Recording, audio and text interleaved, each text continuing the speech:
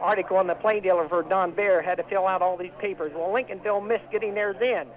They didn't get a play. But today, all the radios in Lincolnville, Indiana, are tuned in. They're waiting for this big game today down here at Indianapolis between Wabash and LaPorte.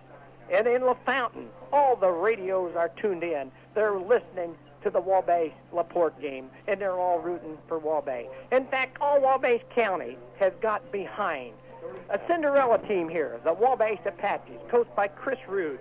What a job this man has done down here. Chris Rude has put together an excellent record over the years, 13 years in Wabash, 268 wins, 130 losses, and a tie.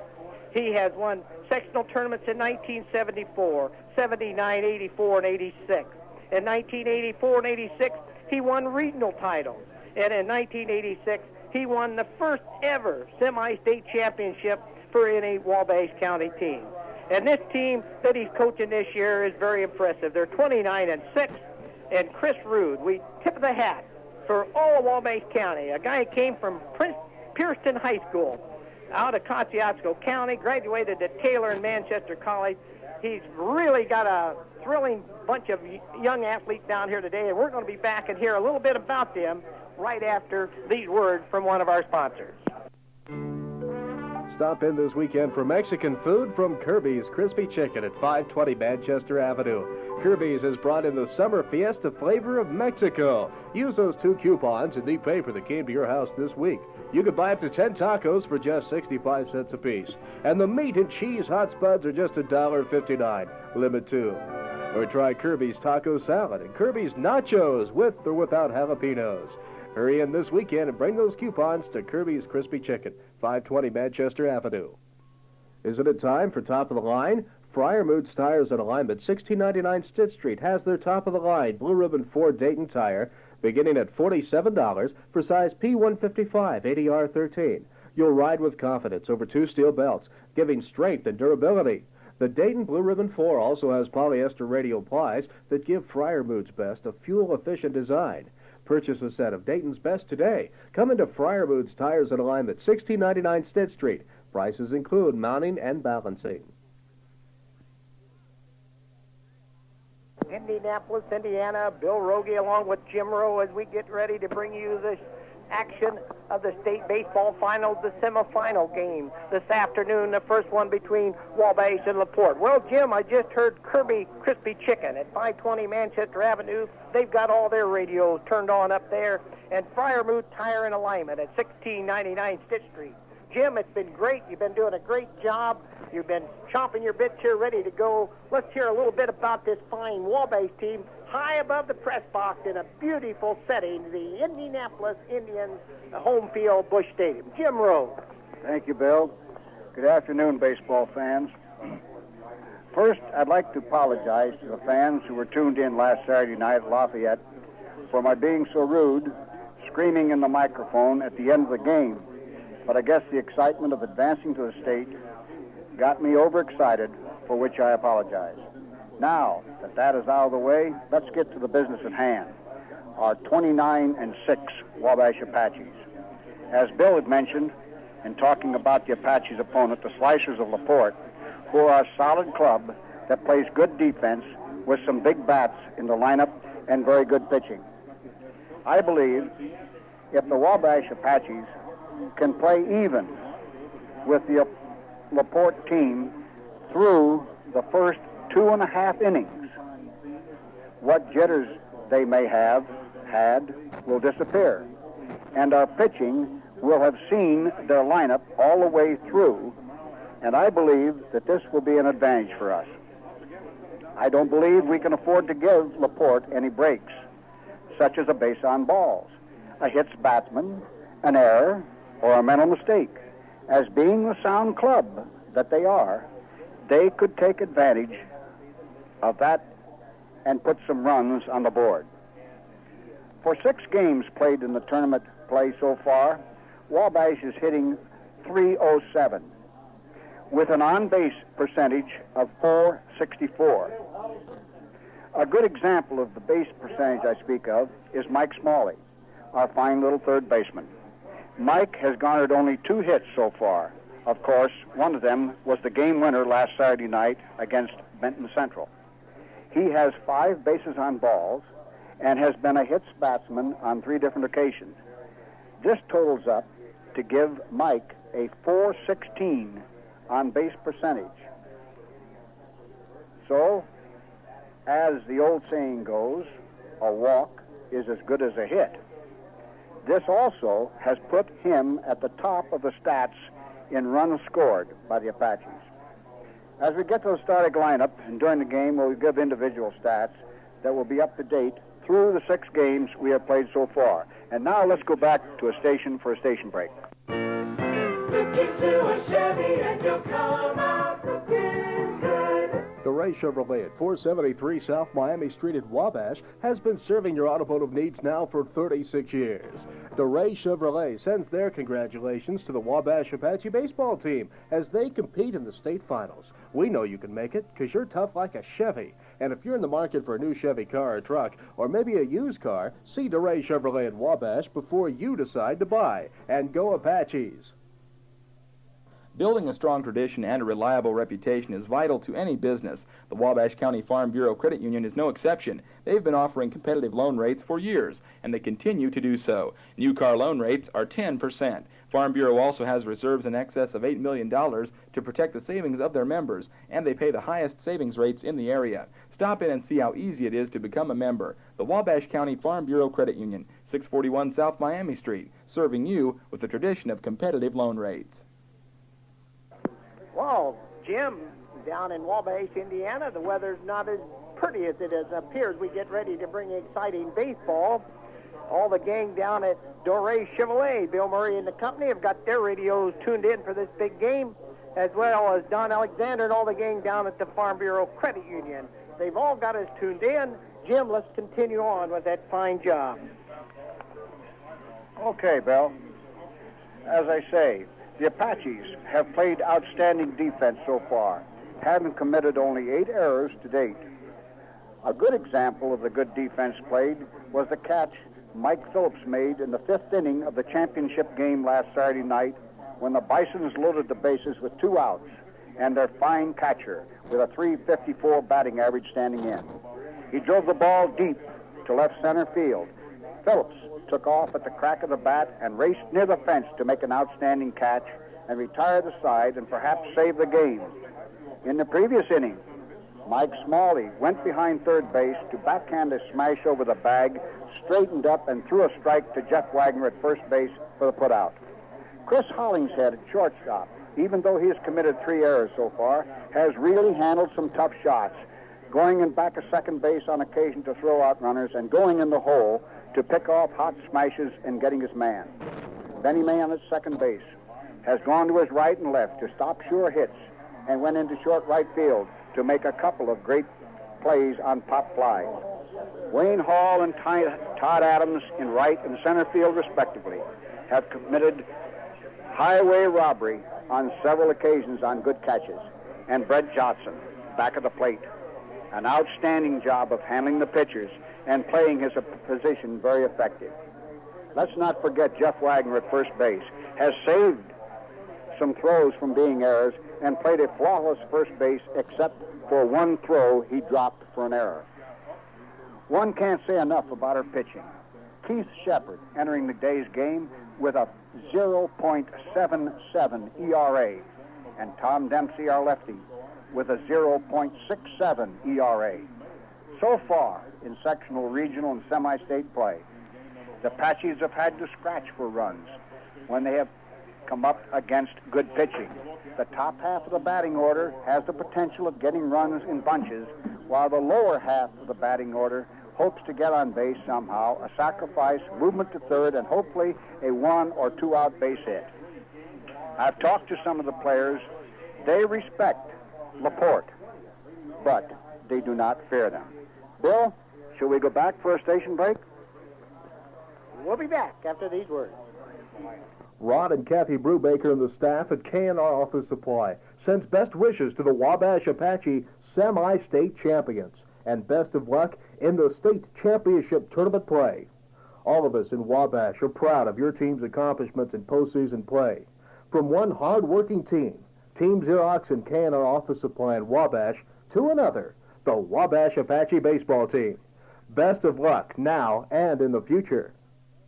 Relax in comfort and in style when you purchase a quality Lazy Boy recliner from Miller Furniture, 1100 North Cass Street. You'll find a large selection of styles, sizes, and colors of comfortable Lazy Boy recliners at Miller Furniture.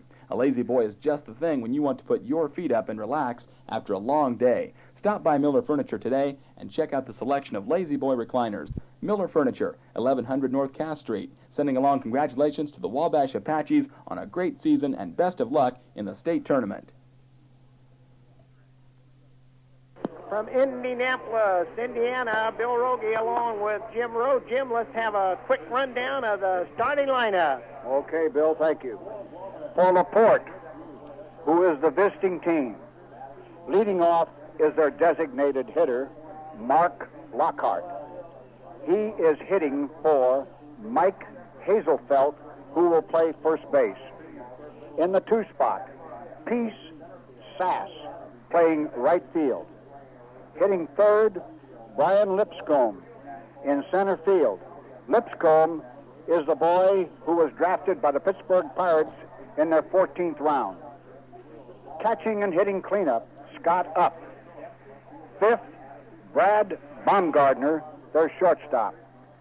Sixth, Eric Jones, their left fielder. Pitching and batting seventh is Bub Gale.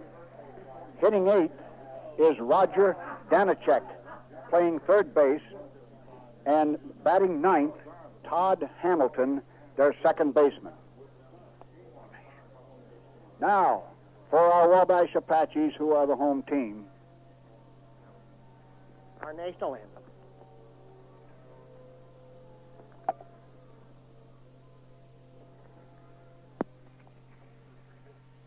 Are you with it? I can help with the right parts, help with the right price, help with the right advice. I'm the man behind the patch at CarQuest Auto Parts Stores. Smooth out your ride with new shocks and save money. Come into B&T Auto Parts now during the shock sale. Heavy-duty shocks are $7.99 each. Gas-charged shocks, $15.95 each. Or air hijackers, $59.95 each. Save money and smooth out the ride during the shock sale at B&T Auto Parts, 563 North Cass Street. Look into a Chevy and you'll come out looking good. DeRay Chevrolet at 473 South Miami Street at Wabash has been serving your automotive needs now for 36 years. DeRay Chevrolet sends their congratulations to the Wabash Apache baseball team as they compete in the state finals. We know you can make it because you're tough like a Chevy. And if you're in the market for a new Chevy car or truck, or maybe a used car, see DeRay Chevrolet at Wabash before you decide to buy. And go Apaches!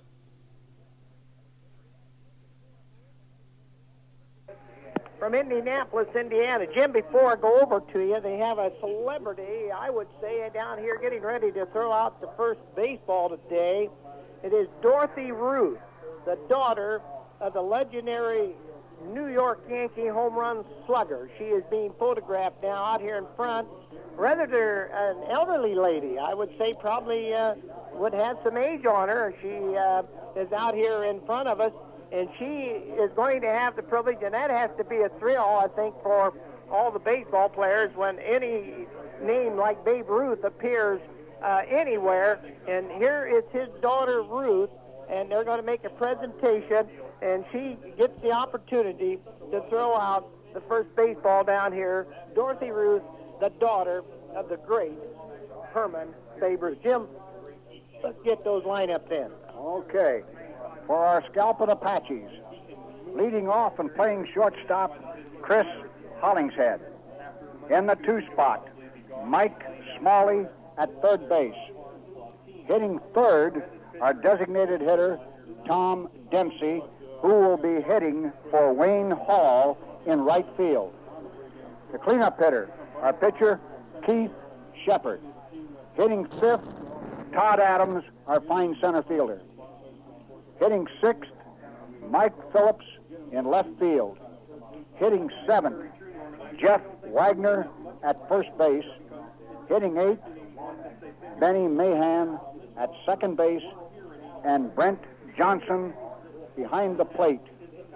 So, Bill, yes, that's quite a thing to see Babe, George Herman Babe Ruth's daughter out there. Boy, I bet you she's got some stories to tell about the great Babe. Huh? Let's go back, Bill. Okay, Jim, we're going to hang right on because, Jim, I got to make a comment to you. We're in a beautiful ballpark down here in Indianapolis.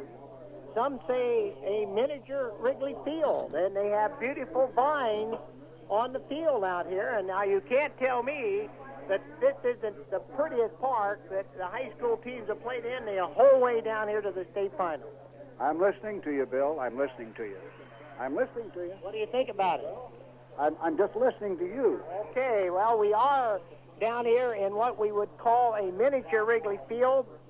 How did these teams get down here? Well, the LaPorte team last week at Michigan City defeated Elkhart Memorial 4-3.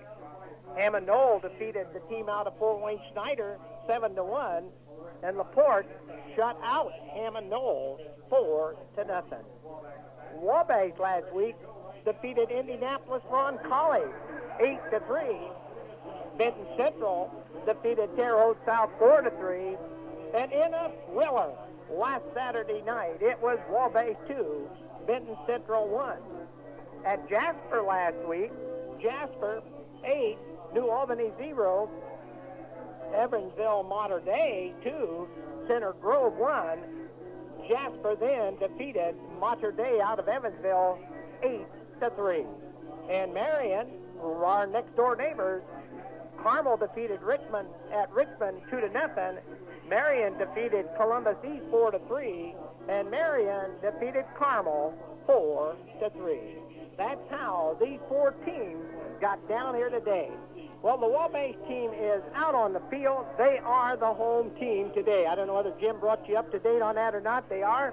Brent Johnson has already put on his mask. Keith Shepard, who we most certainly are hoping will have his best game of his career down here, getting ready to pitch to the first batter, taking a few warm-ups. Jeff Wagner just rolled a ball down to the third baseman, Mike Smalley. Mike throws it back to Jeff. Now the ball is off of the infield. It's Chris Hollington out at shortstop. Benny Mahan is out at second base. Out in the outfield, Phillips out there with that big scoreboard. In center field is Todd Adams, the little freshman, and in right field, Wayne Hall. Well, the stage has been set. The sun is shining. We're high above everybody down here. You can see the 5 o'clock traffic going home from the city of Indianapolis. The highways are jammed as the highway people are going home. But let me tell you, I believe somebody must have shut out the lights in Wabash, because Wabash has got a lot of people down here taking in this ball game. And believe it or not, Jim, the orange and black of Wabash, they're playing LaPorte, and they are orange and black. And we've got almost the stands down here, since Marion and Jasper have not showed up yet, filled with orange and black. And the little cheerleaders from Wabash have been going up and down this baseball stadium, a beautiful stadium down here. And man alive, what a thrill that must be. Well, there went Brent Johnson's tag down to the second baseman, Benny Mahan. And here the Wabash team have all moved in around Keith Shepard. And Jim, he's got to be the story today. He's facing a team that has won the state down here 4 times in 19 years. This is the 20th year of the state finals. They won the first one in 1967. They also won in 71. They also won in 76. And, Jim, they won the last time at 82. And, Jim, I think all of us are holding our breath to see what Keith Shepard will fire in here on this first pitch. Right. Bill, the wind is blowing out. Doesn't that sound familiar to you? The wind is blowing out. The first batter, Jim, second in is the DH hitter. Mark Lockhart, their DH hitter, with a 2-6. He takes a strike one. It's a called strike. Shepard fires that first one in, first strike one. How about that? Boy, Jim, I think everybody down here, everybody back in Wabash, we're hoping that Keith can continue. Oh, yes, yes. And there it goes. That's inside ball one. Well, Jim, you can see him today. You're high above the home plate. Oh, yeah, we got a good location here, Bill. That first 2 pitches were were Keith's fastballs, one on the outside corner and one on the inside. Jim, I've been looking to see where they mark them up on the scoreboard. I haven't found it yet, and now it's called, it's ball 2, and Jim, I still haven't found where they're putting them up. Okay, I finally found the scoreboard. They've got 2 scoreboards and the one in right field. So we got a 2-ball-1 count. The batting average 262, Mark Lockhart, and, ball 3. Inside, Keith is inside and high on his pitches. I'd like to see him get that ball down and not overthrow. I believe on these last 2 pitches he's overthrown. So Lockhart with the 262 will take the pitch, and there's strike 2. So Keith has worked a full count. And Jim, we've got the fans involved in this ball game already. The LaPorte fans were cheering on the balls that Keith was throwing, and now the strike. Now Keith gets set, will fire, and it's high. Walked him. He overthrew. That ball was over his head.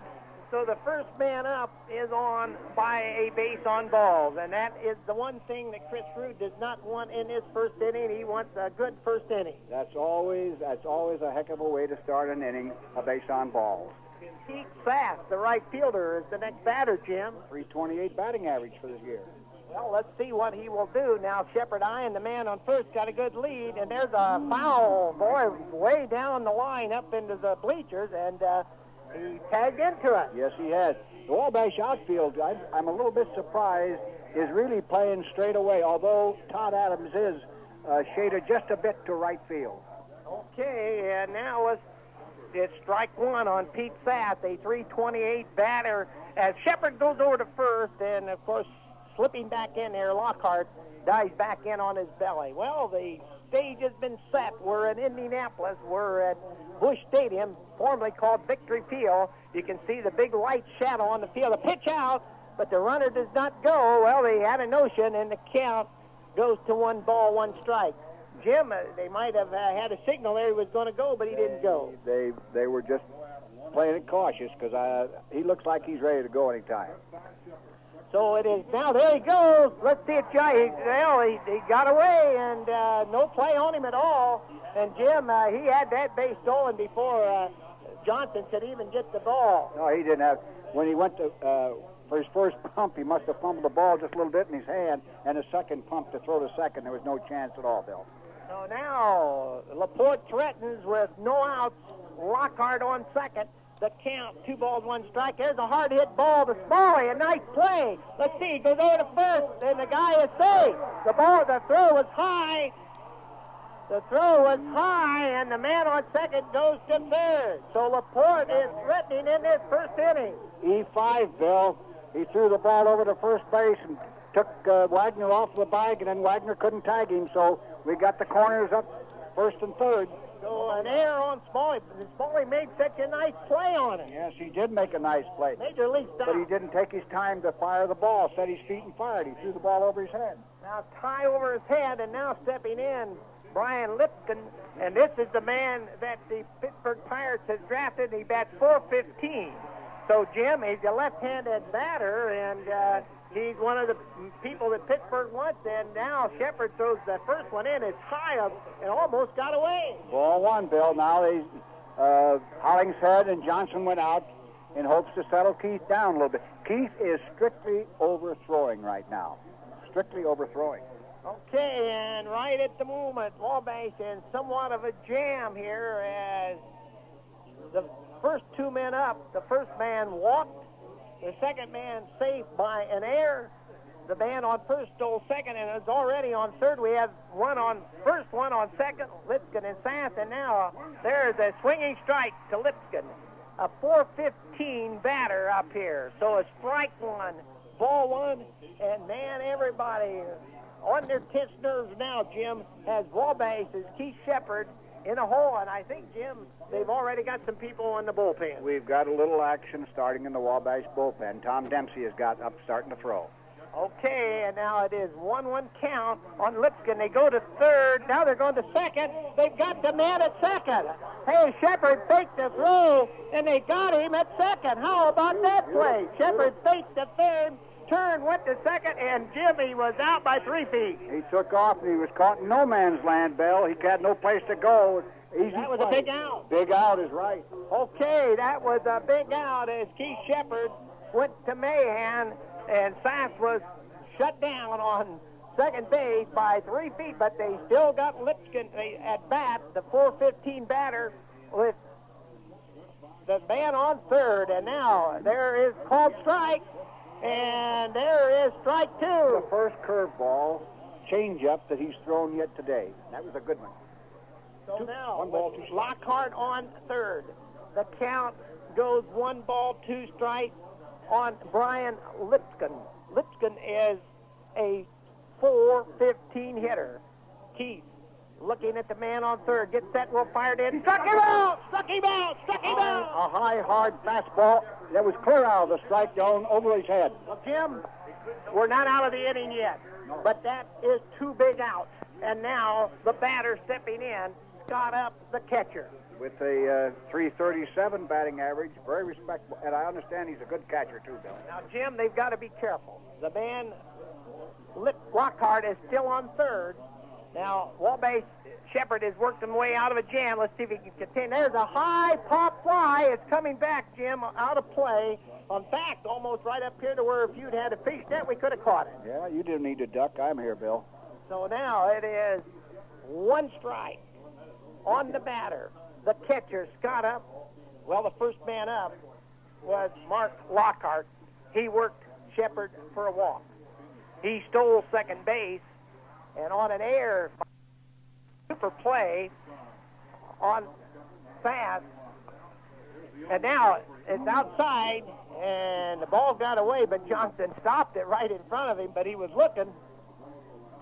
And I don't know, maybe Jim Johnson was maybe putting a little fake on there, hoping the runner would try to come home. I don't know whether he's putting a fake on or not, but I'm sure happy he got his body in front of that pitch, because if he hadn't, it would have gone back to the screen, and we'd have had a 1 run in for them. Well, I might say that all the players on the Wabash bench are on the edge of the dugout. It's Shepard. There's a hard hit ball. There's the hit, and the first run of the ball game is on by a base hit. Well, Up came through, and LaPorte takes a 1-0 lead here in the top half of the first inning on a sharp single right over second base. And Jim, no doubt about that one. That was a line drive right up over the second base. That one bounce to the center field. It didn't take very long for that ball to get out center field, I'll tell you that. Hit on the line. So now Bradley Bumgardner. In that Bradley Bumgardner is Jim batting what? Oh, Baumgartner's at 250. So with the man on first, Up, and Shepard will fire it in, and it's ball 1. Looks like this little catcher Sass might try to run, Jim. Oh, yes, yeah, they probably, I don't know about their speed on this team, but it looks like they want to run. LaPorte has taken it. There he goes. Let's see if Johnson can get him. They got him. They got him. He's out, and Wabash is out of the inning. Well, 1 run, 1 hit. We played through 1/2 of the 1 inning, and LaPorte leads by 1. I can help with the right parts, help with the right price, help with the right advice. I'm the man behind the Patch Car Quest Auto Parts Stores. Smooth out your ride with new shocks and save money. Come into B&T Auto Parts now during the shock sale. Heavy-duty shocks are $7.99 each. Gas-charged shocks, $15.95 each. Or air hijackers, $59.95 each. Save money and smooth out the ride during the shock sale at B&T Auto Parts, 563 North Cass Street. This is WKUZ, Wabash. The staff and management of the Ford Meter Box Company on Manchester Avenue here in Wabash sends congratulations to the Wabash Apache High School baseball team for their accomplishments in 1986 and wishes the best to each of their players in the state competition. That's the Ford Meter Box Company, a part of the growing Wabash community for over 80 years. And the Ford Meter Box Company on Manchester Avenue in Wabash says, best of luck, Apaches. Well, the B&T Auto Parts at 563 North Cass Street, they've got a radio tuned on, listening to this ball game as the Ford Meter Box. All the gang out there on second shift. Well, gang, the first inning was a thriller, Jim, for Wabash, but we lost a run, but we're not going to worry about that yet. Well, the run was earned. I just asked the official scorekeeper. I had some doubt, but he says it's an earned run. So they got 1 run on 1 hit. They didn't leave anyone on base. So Committed an error. So Wabash now coming to bat in the bottom half of the first inning as they trail out here by 1. Jim, we had a lot of people listening to us that are ill at home, and most certainly a few calls this week. Jack Parrott is home ill, and Carl Parrott gave me a call and said that he's a number.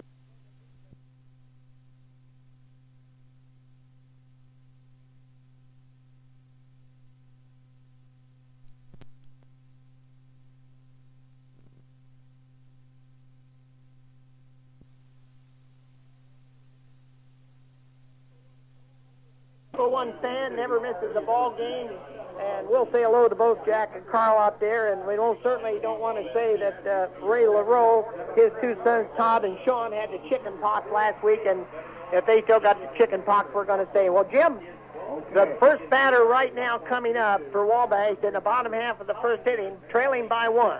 Chris Hollingshead on the tournament play is hitting .312. And Sharon Hollingshead, his mother, we want to say is the mother of Chris Hollingshead and quite a fan. And now the pitcher is Bub Gale. Bub Gale, B-U-B. First pitch. First one is a strike. First pitch, swinging strike. Good pitch. So Chris Hollingshead here with a swinging strike from Bub Gale, setting the infield here in a minute. Now there comes it high that time, Jim. High changeup, stayed high. Got quite a pump on him. Oh yeah, ball 1, strike 1.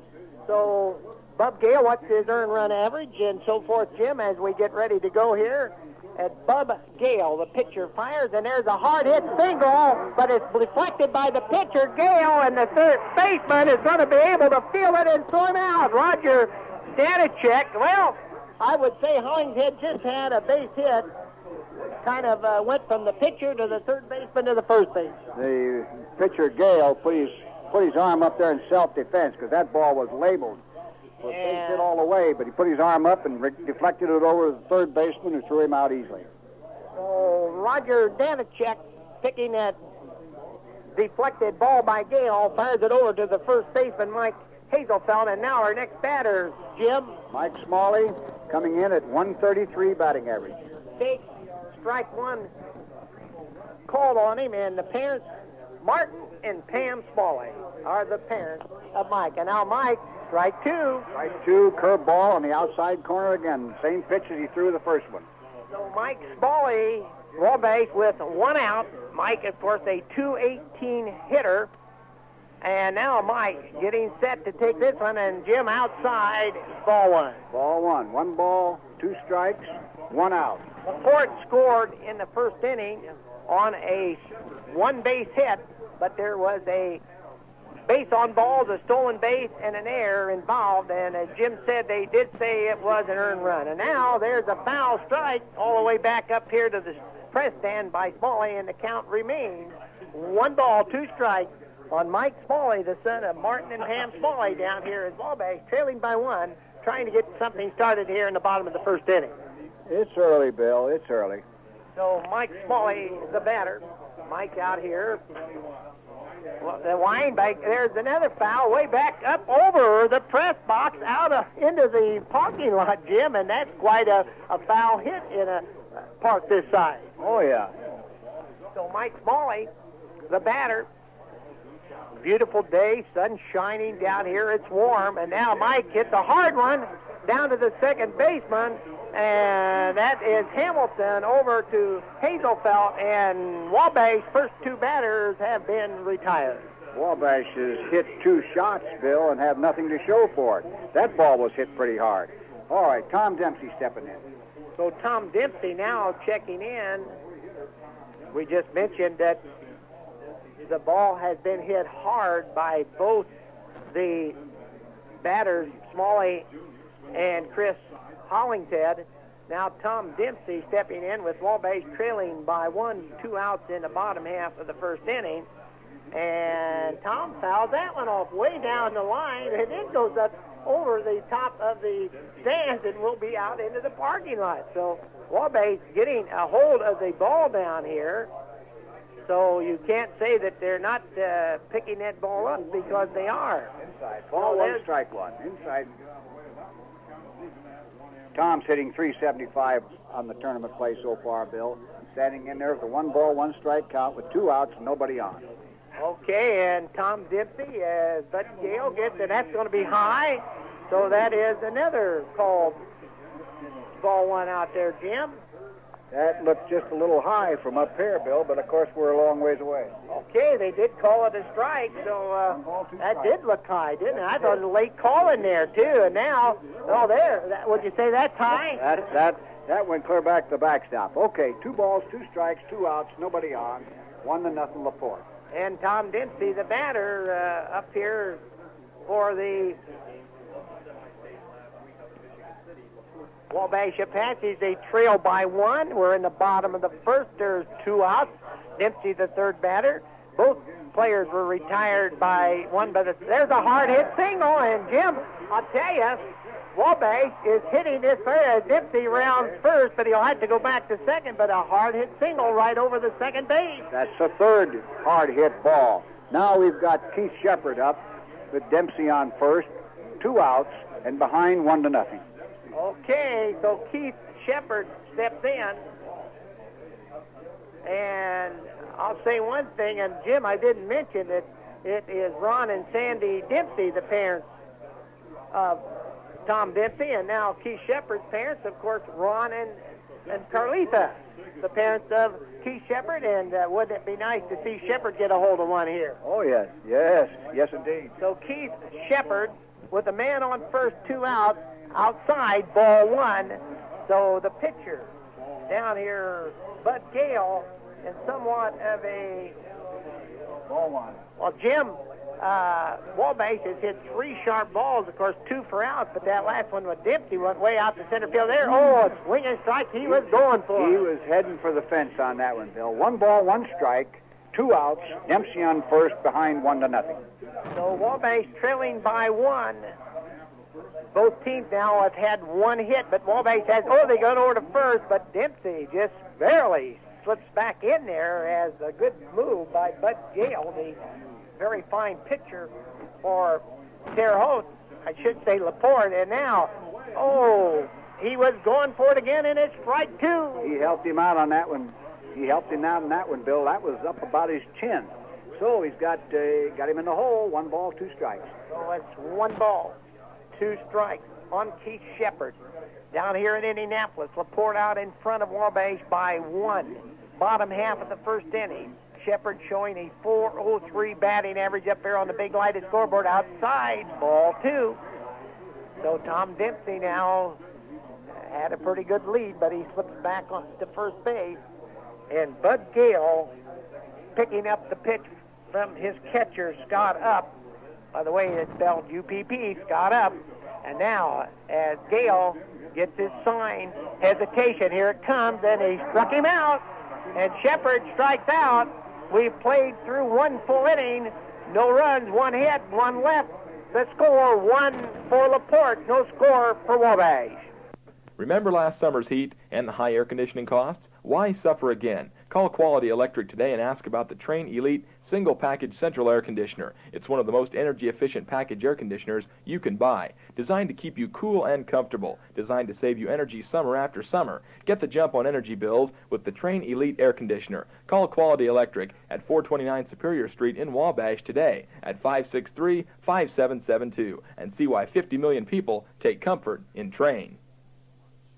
Wells Chiropractic Center at 265 Hale Drive and the Old Peru Foundry Office at 416 Harrison on State Road 19 congratulates the Wabash Apaches on a wonderful season and extends best wishes to the future of all the young men involved in the Final Four of the state baseball tournament at Indianapolis. Wells Chiropractic Center at 265 Hale Drive and the Old Peru Foundry Office at 416 Harrison on State Road 19. Phone and make an appointment at either of these 2 locations. Dr. Wells is at the Peru office Tuesdays and Thursdays from 6 to 9 p.m. and Wednesdays and Saturdays from 1 to 5 p.m. Time now for more Wabash Apache baseball. But any time is a good time for Pizza Station Pizza. Call now, 563-8458.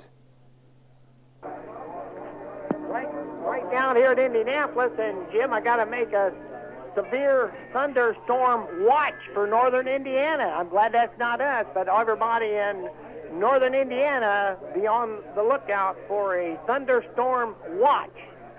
Jim, we're into the second inning. Wabash hit 3 solid blows, but they came up short. Came up empty, Bill.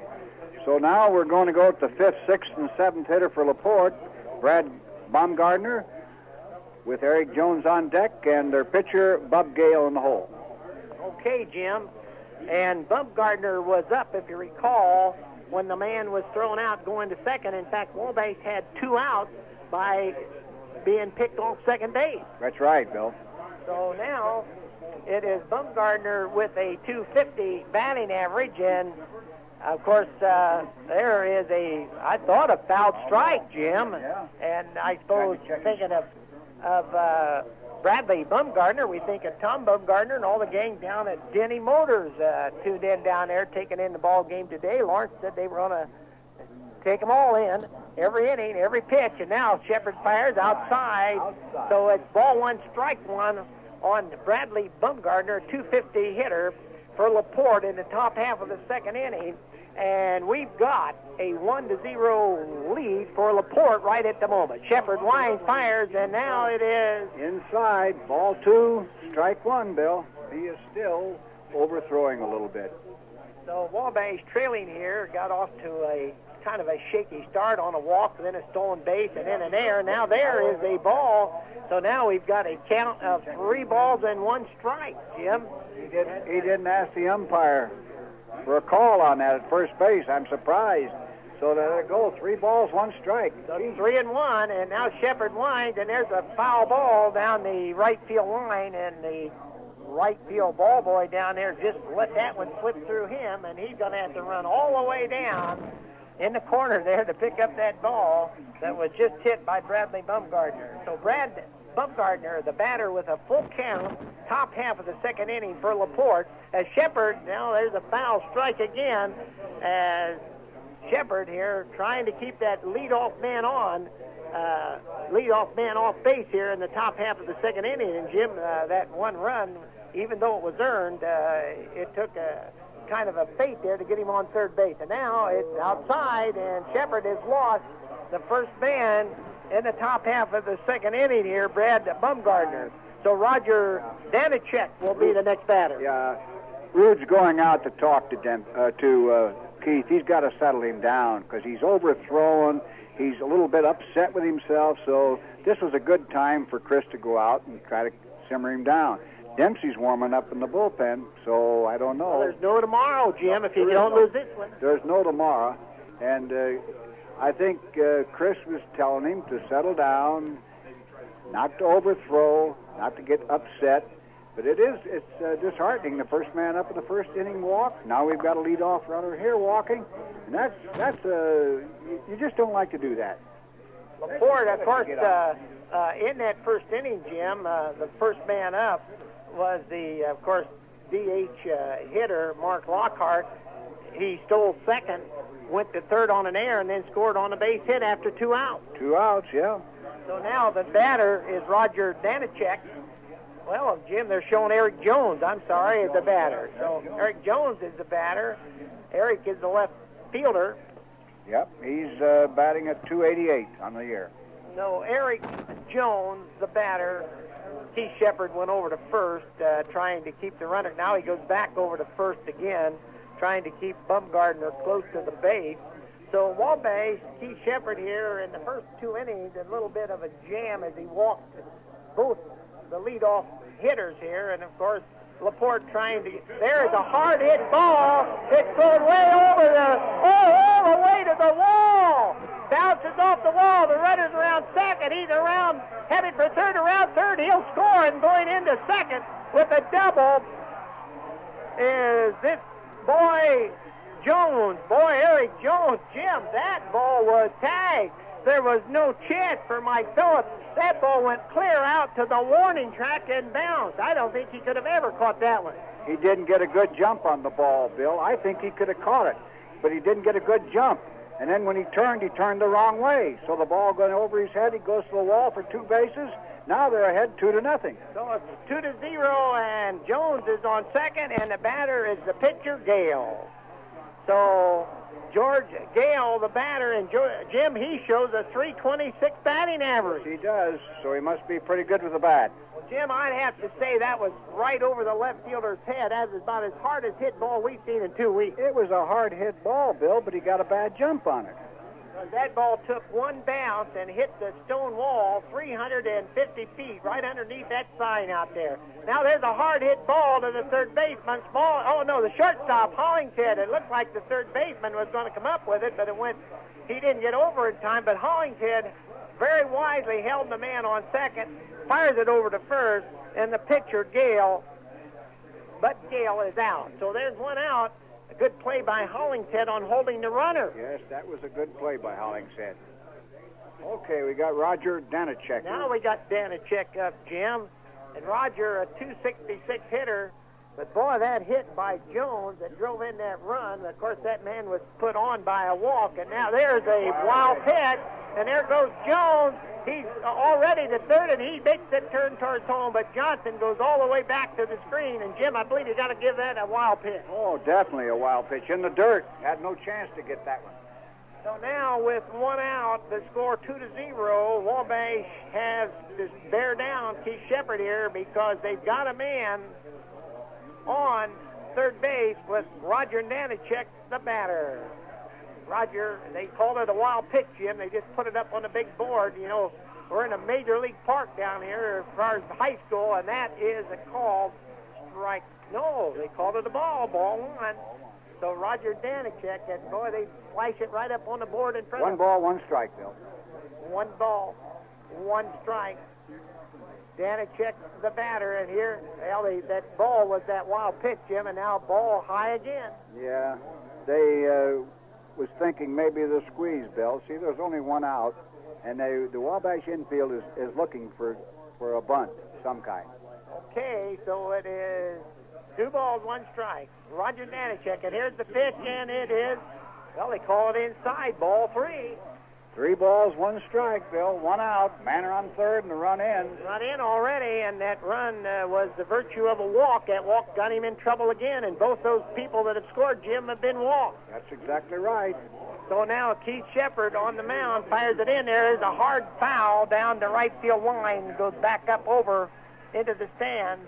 Beautiful field, beautiful sunny day down here in Indianapolis, and again, the shadows of the light towers beginning to appear on the field. Remember, we have a second game here tonight. We will not, there's High, and they've lost him, so now again, Keith Shepard walks his second man of the inning. The catcher, Brent Johnson, calls timeout as he goes out to talk to Keith. Now, there's runners on third base. That is Jones for LaPorte. A man on first base, that's Roger Danachek for LaPorte. There's already been a run in this inning. And Wabash at the moment in somewhat of a jam here, Jim, trailing 2-0 on the top half of the second inning. Definitely they're in a jam. Yeah, 1 out, first and third, you bet.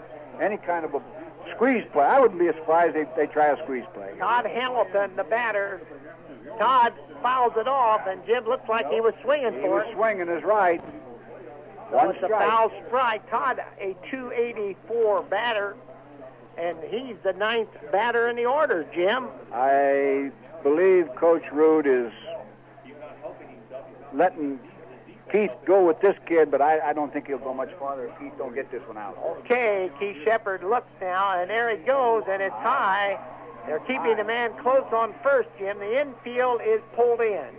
Both Benny Mahan and Chris Hollingshead are in the grass area. Smalley's right on the edge. Wagner is staying close to first base. Shepard will wind, and there is a pop foul, and that count now goes to 1 ball, 2 strikes, and hit right on the roof above us here, bounces out into the parking lot. So it is Keith Shepard in somewhat of a jam. There's a man on third. that is Jones. The man on first, Danachek, 1 out. LaPorte batter, Todd Hamilton, they lead 2-0. They scored 1 run in the first inning, and they have scored 1 run in this inning. Shepard fires, and he struck him out. So there's 2 outs. Well, Jim, he got him out of there, and that brings 2 outs on the board. And now stepping in is the leadoff batter who started this whole thing off the last inning with a walk, Mark Lockhart, who also stole second, and then got the third on an air and scored the first run of the ball game. That's right. So he's up for his second time now, Bill. We'll see what happens here. First and third, 2 outs. So Mark Lockhart takes an outside pitch, ball 1. So Keith Shepard in a little better spot here with the corner, third base, a man on third, a man on first. But this time, Jim, we've got 2 outs. 2 outs. We got to get this one. We can't let them get any more on the board right now. So the batter, Mark Lockhart, takes the pitch, and now it is ball 2. And Jim, they didn't put it up on the board. They didn't indicate that was a ball. Let's see. They're still not on the board up to date.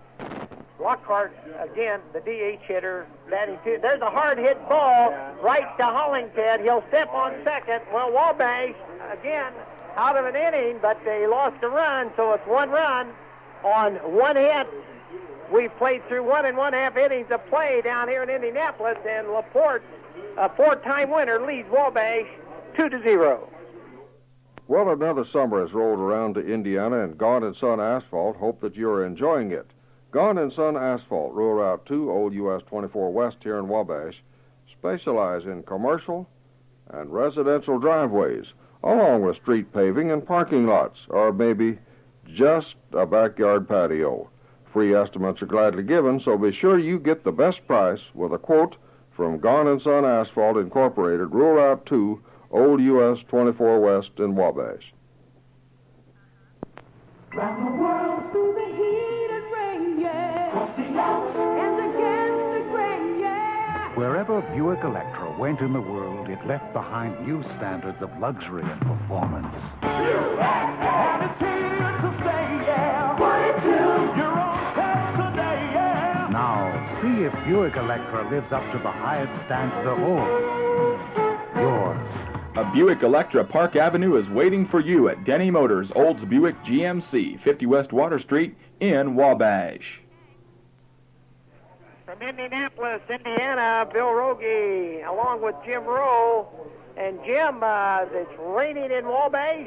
Denny Motors probably can't get out, or Gaunt & Son. They're stuck with the rain coming down. And Jim, our batter. Okay, we got our 5th, 6th, and 7th batters. Todd Adams. Just popped it up to the catcher, Todd Adams. A high foul ball by Adams, and the catcher back underneath. He's got it, and we've got 1 out. And Jim, that didn't take long. 1 pitch, 1 out. 1 pitch.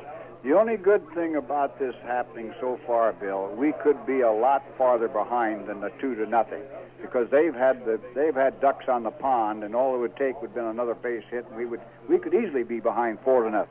2-0, and Jim stepping in here now is Mike Phillips. Mike gets another one, and Jim, every ball that's going to be an easy out as it goes down to the second baseman, Hamilton, over to Mike Hazelfeld. And Jim, Wabash is going for that first pitch, and we've got 2 up, 2 down. 2 pitches, 2 outs. And Jim, that's a pitcher's dream. And Jim, I think we've had everyone but the one he struck out on has been a hit, and the ball's been thrown out. Oh yeah. So now we got Jeff Wagner up here now. So Jeff Wagner takes it, and they call a strike. So Bud Gale fired that first one in there. 2 outs already in the bottom of the second inning, with LaPorte out in front of Wabash by 2 down here at the state finals in Indianapolis. And as we said, LaPorte, this is the 20th year for the baseball state tournament. And out of the first 19 years, LaPorte has won it 4 times. Wagner fouls that one off, and the count goes 2 strikes on Jeff Wagner, a .225 hitter down here for Wabash. So LaPorte, again, as we said, won that the last time in 1982, but they also won it in 1967, the very first year. So So this is the 20th year, and Wabash here trying to get on the board. A hard hit ball by Wagner, but it's high, and the center fielder will get underneath it. Oh, it was too high, Jim, and we've got 3 up, 3 down, no runs, no hits, no one left. We'll be back. We played through 2-0 LaPorte. Since 1916, the Wilkinson Lumber Company has been serving do-it-yourselfers just like you. Wilkinson Lumber Company has everything you'll need for that remodeling project, new garage, or a hobby. Stop by and pick up your supplies today. Wilkinson has decking materials, paneling, ceiling tile, paint, lumber, wallboards, sash, doors, roofing, windows, cabinets, builder's hardware, and much, much more. And if you need some help with your do-it-yourself project, stop by Wilkinson Lumber, 96 North Huntington Street, or call 563-1072. They'd be glad to give you help with your project. Look into a Chevy and you'll come out looking good. DeRay Chevrolet at 473 South Miami Street at Wabash has been serving your automotive needs now for 36 years. DeRay Chevrolet sends their congratulations to the Wabash Apache baseball team as they compete in the state finals. We know you can make it because you're tough like a Chevy. And if you're in the market for a new Chevy car or truck, or maybe a used car, see DeRay Chevrolet at Wabash before you decide to buy. And go Apaches! Indianapolis, Indiana. Well, Jim, we played through 2. The score is 2-0. And here we go with their second, third, and fourth hitters, Pete Sass, Brian Lipscomb, and Scott Upps. In the first Pete Sass, actually a .328 hitter, Jim, and he has a swinging strike one, and I believe he's the guy that got a big hit out here, didn't he? Sass got on by an error by Smalley. He was the one that hit it down to third base. Now ball 1. So Keith Shepard is still on the mound, and again, Jim, they still have Dempsey warming up. Oh, yes. Keith has thrown a lot of pitches out there in these first 3 innings. So now there is a high foul ball that Johnson will have no play on, I don't believe. Oh, he was going to give it a good try, but Jim, a lot of distance between home plate and the stands back here. A long way to run for that one. That was been almost running as far as down to first base to pick that one. A beautiful field down here. Again, we understand it's raining down there in Wabash during that Wilkerson and Doray's commercial. Jim, we understand it's pouring down rain, but it's beautiful down here. Yeah. 1 ball, 2 strikes, nobody out. And the batter is Pete Sass, who was on by that error. And, of course, now we've got a called strike, and that was it. That's strike 3, and now Shepard appears to have found the plate. That was a curveball, and that's the first good curveball he's thrown all afternoon, Bill. Here's the center fielder, Brian Lipscomb. Brian was drafted in the 13th round by Pittsburgh, 14th round, Jim. And he's a pretty good batter, but I believe the last time they kind of handled him. Went down on strikes. So, Keith Shepard, I had it top of the 3rd inning. LaPorte out in front. That's high outside, ball 1. And, Jim, we've got a 2-0 score here in the top of the 3rd inning with LaPorte out in front by 2 as they bat here with 1 out. There is a swinging strike. Okay, 1 ball, 1 strike, 1 out. Nobody on. The thing I still say, Jim, Wabash is hitting every ball that pitcher's throwing, so, things could get going here. Oh, yeah, but they're hitting them right at them.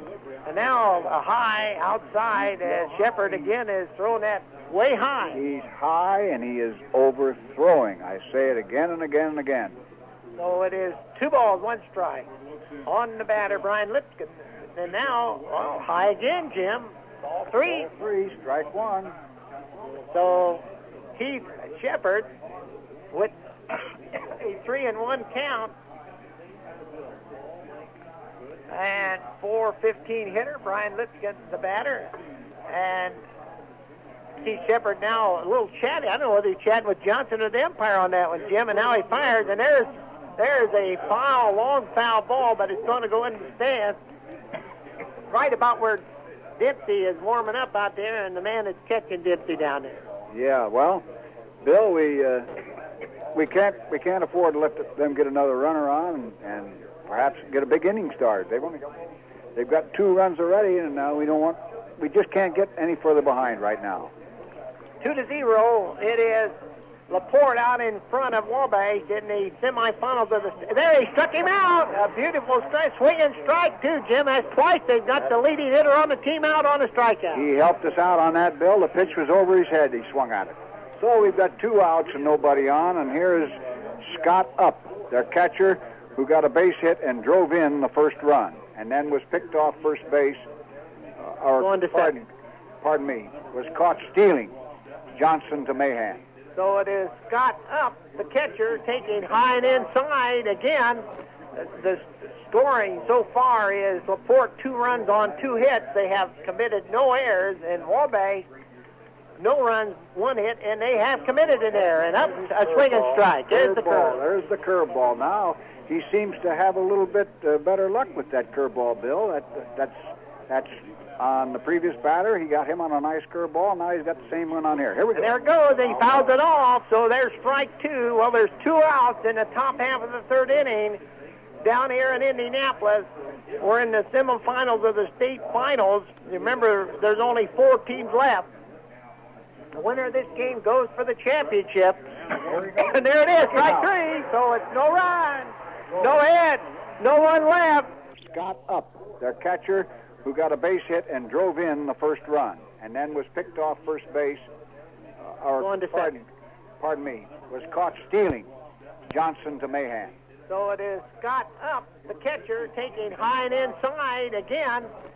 The scoring so far is LaPorte 2 runs on 2 hits. They have committed no errors, and Wabash no runs, 1 hit, and they have committed an error. And Up, a swinging strike. There's the curve. There's the curveball. Now he seems to have a little bit better luck with that curveball, Bill. That's on the previous batter. He got him on a nice curveball. Now he's got the same one on here. Here we go. And there it goes. He fouls it off. So there's strike 2. Well, there's 2 outs in the top half of the 3rd inning down here in Indianapolis. We're in the semifinals of the state finals. Remember, there's only 4 teams left. The winner of this game goes for the championship. And there it is, strike 3. So it's no run, no hit, no one left. We'll be back. We played through 2 1/2 innings, but LaPorte still leads by 2. Stop in this weekend for Mexican food from Kirby's Crispy Chicken at 520 Manchester Avenue. Kirby's has brought in the summer fiesta flavor of Mexico. Use those 2 coupons in the paper that came to your house this week. You can buy up to 10 tacos for just 65 cents apiece. And the meat and cheese hot spuds are just $1.59. Limit 2. Or try Kirby's taco salad and Kirby's nachos with or without jalapenos. Hurry in this weekend and bring those coupons to Kirby's Crispy Chicken, 520 Manchester Avenue. Rod and Kathy Brubaker and the staff at K&R Office Supply sends best wishes to the Wabash Apache semi-state champions and best of luck in the state championship tournament play. All of us in Wabash are proud of your team's accomplishments in postseason play. From one hard-working team, Team Xerox and K&R Office Supply in Wabash, to another, the Wabash Apache baseball team. Best of luck now and in the future.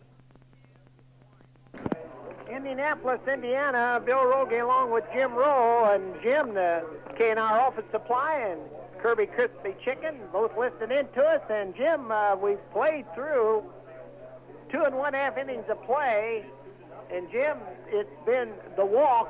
Both of those walks that led off the inning, I believe, have scored. It's been all LaPorte, Bill, and I said at the beginning of the broadcast that if we could play even with them through 2 1/2 innings, I thought we'd be all right. Well, we've played 2 1/2 innings, and we're behind 2-0. We've got to get something going. Okay, and the batter moving in here is Benny Mahan, and Benny batting .244, and now he takes ball 1. Benny, the 8th man up in the batting order. So Wabash now facing Bub Gale. Bub, that's right, and now it's a called strike, so it's called strike 1, ball 1 on the batter, as Roger White now trying to get things stirred up down there at first base, and Bud Gale loses no time there. Benny pops one up. Now, Again, it hits the top of the dugout. On top of the dugout, Bill. So out of play. 1 ball, 2 strikes. So it is the bottom half of the third inning of the semifinals of the state finals down here in Indianapolis. Marion, of course, against Jasper in game number 2, but we're interested in this one. LaPorte and Wabash, and Bud Gale loses no time. Now it is a count of 2 balls, 2 strikes. 2 balls.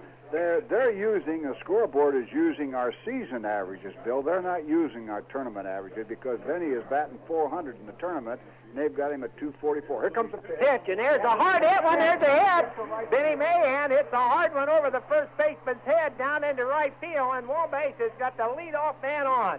And, Jim, I say they're hitting this pitcher. Bill, I think that they'll get him. I think they'll get him. I do. Now, we've got Brent Johnson up there with a runner on first. I don't know whether Chris is going to sacrifice now and hope that the top of the batting order can bring that runner or not. But I believe the second go around, we will get to Mr. Gale. So Bub Gale, B-U-B, Bub, facing Brent Johnson. And, of course, it shows his season average. That's a called strike, Jim. And it shows his season average of 155. So what are you showing for him during the tournament? 400, Bill. So here it is, 400 in the tournament, 155 on the season. He's going to bunt. It's a beauty, but it's going to go foul. So Brent Johnson laid her down, but it did go foul. And Jim, the LaPorte is the only team in the Final Four that was in the top 20 high school baseball rating when the tournament started. How about that? Right, Bill. Johnson's got 4 for 10 in tournament play, so that in my book is 400. And LaPorte was rated number 5, Jim. Now Johnson's going to bunt. It's a foul ball, and now, Jim, that will go as a strikeout as he bunted on the third, and bringing up the leadoff batter now, and that's going to be Chris Hollingshead. So Wabash trailing by 2. In the bottom half of the third inning down here at Busch Stadium in Indianapolis, where the sun shines beautiful. Chris Hollingshead steps in with Benny Mahan on first, but now there's 1 out. 1 out. So Chris swinging strike 1. Curve ball, strike 1. Just a little bit out of the strike zone. And Jim, more fans from Wabash are beginning to filter into the stadium as they probably got a late start due to working hours. But now there's a bunt. Now he could beat this out. I believe he could. Let's see. Did they call him safe? He beat it out. He beat it out. What a play. And there comes the manager. Boy, he is mad. But Jim, I thought it was close, but I thought he had to beat. Well, Bill, he's down there, we're up here, the manager's back in the dugout. I imagine the umpire at first base had a better view of that than any of us, and he called him safe. So now we've got first and second with 1 out, and Mike Smalley stepping in. So, Jim, I think the whole story of the ball game was that Hollingshead laid down a beautiful bunt that bounced high before it hit the ground, and Gale kind of watched it bounce before he made a play on it, the pitcher. And that was the slow part of the picking up the ball. A little extra time, Bill. That's what it helped. And that is a big help for Wabash. Now Wabash with Mahan on second, Hollingshead on first, and the batter Mike Smalley is up, 1 out, and the pitch is outside. So Bub Gale, now the manager of, should say the coach of LaPorte is out, Schreiber, and he's moving some outfielders around, and surprisingly, he just put that left fielder way back. Oh, he called it a strike. That pitch didn't look any better than the pitch before, but he called it a strike. So we got 1 ball, 1 strike, runners at first and second with 1 out. So the Wabash here with a chance to get back in this game. They have a man on second, a man on first, and oh, boy, a swinging strike. Oh, man, got him right in the same spot. Strike 2, so it's ball 1, strike 2. He helped him out a little bit on that one, Bill. The pitch was outside and high. So Mike Smalley. Man on second is Mahan. Man on first is Hollingshead. The sun shining beautiful down here on beautiful Busch Stadium in Indianapolis. We're in the semifinals of the state finals, and it's Wabash and LaPorte, and right at the moment it's LaPorte with a 2-0 lead. Smalley swings. It's going to be a foul ball back here into the stands. Bill, we got to get something out of this with Dempsey coming up next and Shepard. We've got to get something out of this, or we're in trouble.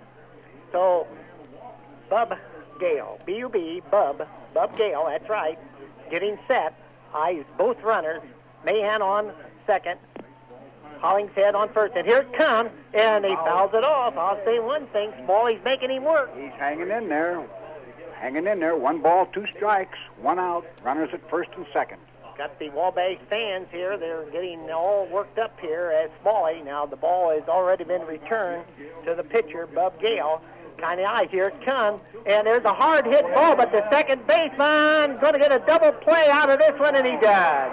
A beautiful, well, it was the shortstop, Bumgardner, who picked that slow bouncer up right behind second base, stepped on second, threw it over to first. Wabash, no run. And again, 1 hit and 1 left on. We've played through 3, and it's LaPorte out in front, 2-0. Friar Moods Tires and Alignment presents General's state-of-the-art steel radial, the Ameriway XT. It's the first of a new breed of tires that offers a true marriage of all-season traction and long mileage performance. The Ameriway XT incorporates General's latest design features like dimensionally stabilized body construction and improved steel wire configurations. Plus, you can own one for only $45. That's for whitewall size P155 80R13. Larger sizes are comparably priced at Friar Mood Tire and Alignment, 1699 Stood Street. Wouldn't it be nice if we could afford to live anywhere we wanted? That's part of the American dream. For most of us, though, a little help is needed. The Wabash County Farm Bureau Credit Union would like to help with an affordable loan. You can get a fixed-rate mortgage loan at 10.75% for 15 years. Farm Bureau also pays the highest savings rates in the area, and reserves are in excess of $8 million to protect their members' savings. It's so easy to become a member. Stop in and see the Wabash County Farm Bureau Credit Union, 641 South Miami Street, helping you achieve your American dream. Time now for more Wabash Apache baseball, but any time is a good time for Pizza Station Pizza. Call now 563-8458. Indianapolis, Indiana. Well, Friar Moods and the Pizza Station and the Farm Bureau Credit Union, Jim, and right now we need some credit because Wabash is out hit LaPorte, but we trail by 2. That ball that Smalley hit was perfect, Bill. 2 steps from the bag, the short stepped on the bag and fired to first and got Smalley by 6 feet. That's the only place in the world we didn't want him to hit it, Bill. So here we go, top of the 4th. Okay, Jim, and Shepard, the first ball pitch is hit to the shortstop. And picking that up, Hollingshead over to first. He's out. Well, Jim, that was quick. First man up, first pitch, 1 out. 1 out. That's the way we want to go. So now we got Eric Jones stepping in, who got the big double in the 2nd inning to drive in the run. Jim, I assume both runs have been earned. Both runs are earned, is right. So Eric Jones, a 288 hitter, and boy, swing and strike. And I'll have to say one thing, Jim. If Phillips had been back, he might have got it, but I'll tell you, that is as hard as hit ball that Jones I've ever seen hit since the last 2 weeks. That went way back to that wall. Now there one bounces in. In the dirt, ball 1, strike 1. Now, I want him to keep the ball down. Keep the ball down. That's... When Jones hit that last one, it hit right under the 350 sign out there on first bounce. And now Jones, well, he's strike 2. Strike 2. 1 ball, 2 strikes. Kind of hesitated, but the umpire called it. That's right. He's got him in the hole now. This is the one. Get him right now. Okay, 1 out. 1 ball, 2 strikes. Jones, the batter, and there's a hard-hit ball to right field. And a good catch out there by Wayne Hall. And, Jim, I wouldn't have thought he was going to, if he had missed it, it would have been a triple. Oh, yes, but he didn't, Bill. What a catch by Wayne Hall. Wayne had that ball all the way. He was off at the crack of the bat. 2 outs. Well, that was again by Jones. who hits them balls one to the left and now to the right, and they've both been hard Well, hit. he swung late on the pitch. That's why I went to right field. George Gale, the pitcher, up, takes ball one. Well, I tell you, Jim, Wabash is hitting the ball, but they're hitting it right at somebody. But they've got 3 hits to 2. So is LaPorte hitting the ball. That ball was hit pretty good, Bill. And now there is ball 2 on the batter. The pitcher, Bub Gale. Let's don't give him anything. Let's get him out of here and go to our 4th and get some runs on the board. Okay, and now there's a hard hit ball to Hollington. Up with it, over to first, and he's out. Well, we played through 3 1/2 innings. No runs, no hits, no one left, but LaPorte continues to lead by 2. The staff and management of the Ford Meter Box Company on Manchester Avenue here in Wabash sends congratulations to the Wabash Apache High School baseball team for their accomplishments in 1986 and wishes the best to each of their players in the state competition. That's the Ford Meter Box Company, a part of the growing Wabash community for over 80 years. And the Ford Meter Box Company on Manchester Avenue in Wabash says, best of luck, Apaches. Wells Chiropractic Center at 265 Hale Drive and the Old Peru Foundry Office at 416 Harrison on State Road 19 congratulates the Wabash Apaches on a wonderful season and extends best wishes to the future of all the young men involved in the Final Four of the state baseball tournament at Indianapolis. Wells Chiropractic Center at 265 Hale Drive and the Old Peru Foundry Office at 416 Harrison on State Road 19. Phone and make an appointment at either of these 2 locations. Dr. Wells is at the Peru office Tuesdays and Thursdays from 6 to 9 p.m. and Wednesdays and Saturdays from 1 to 5 p.m.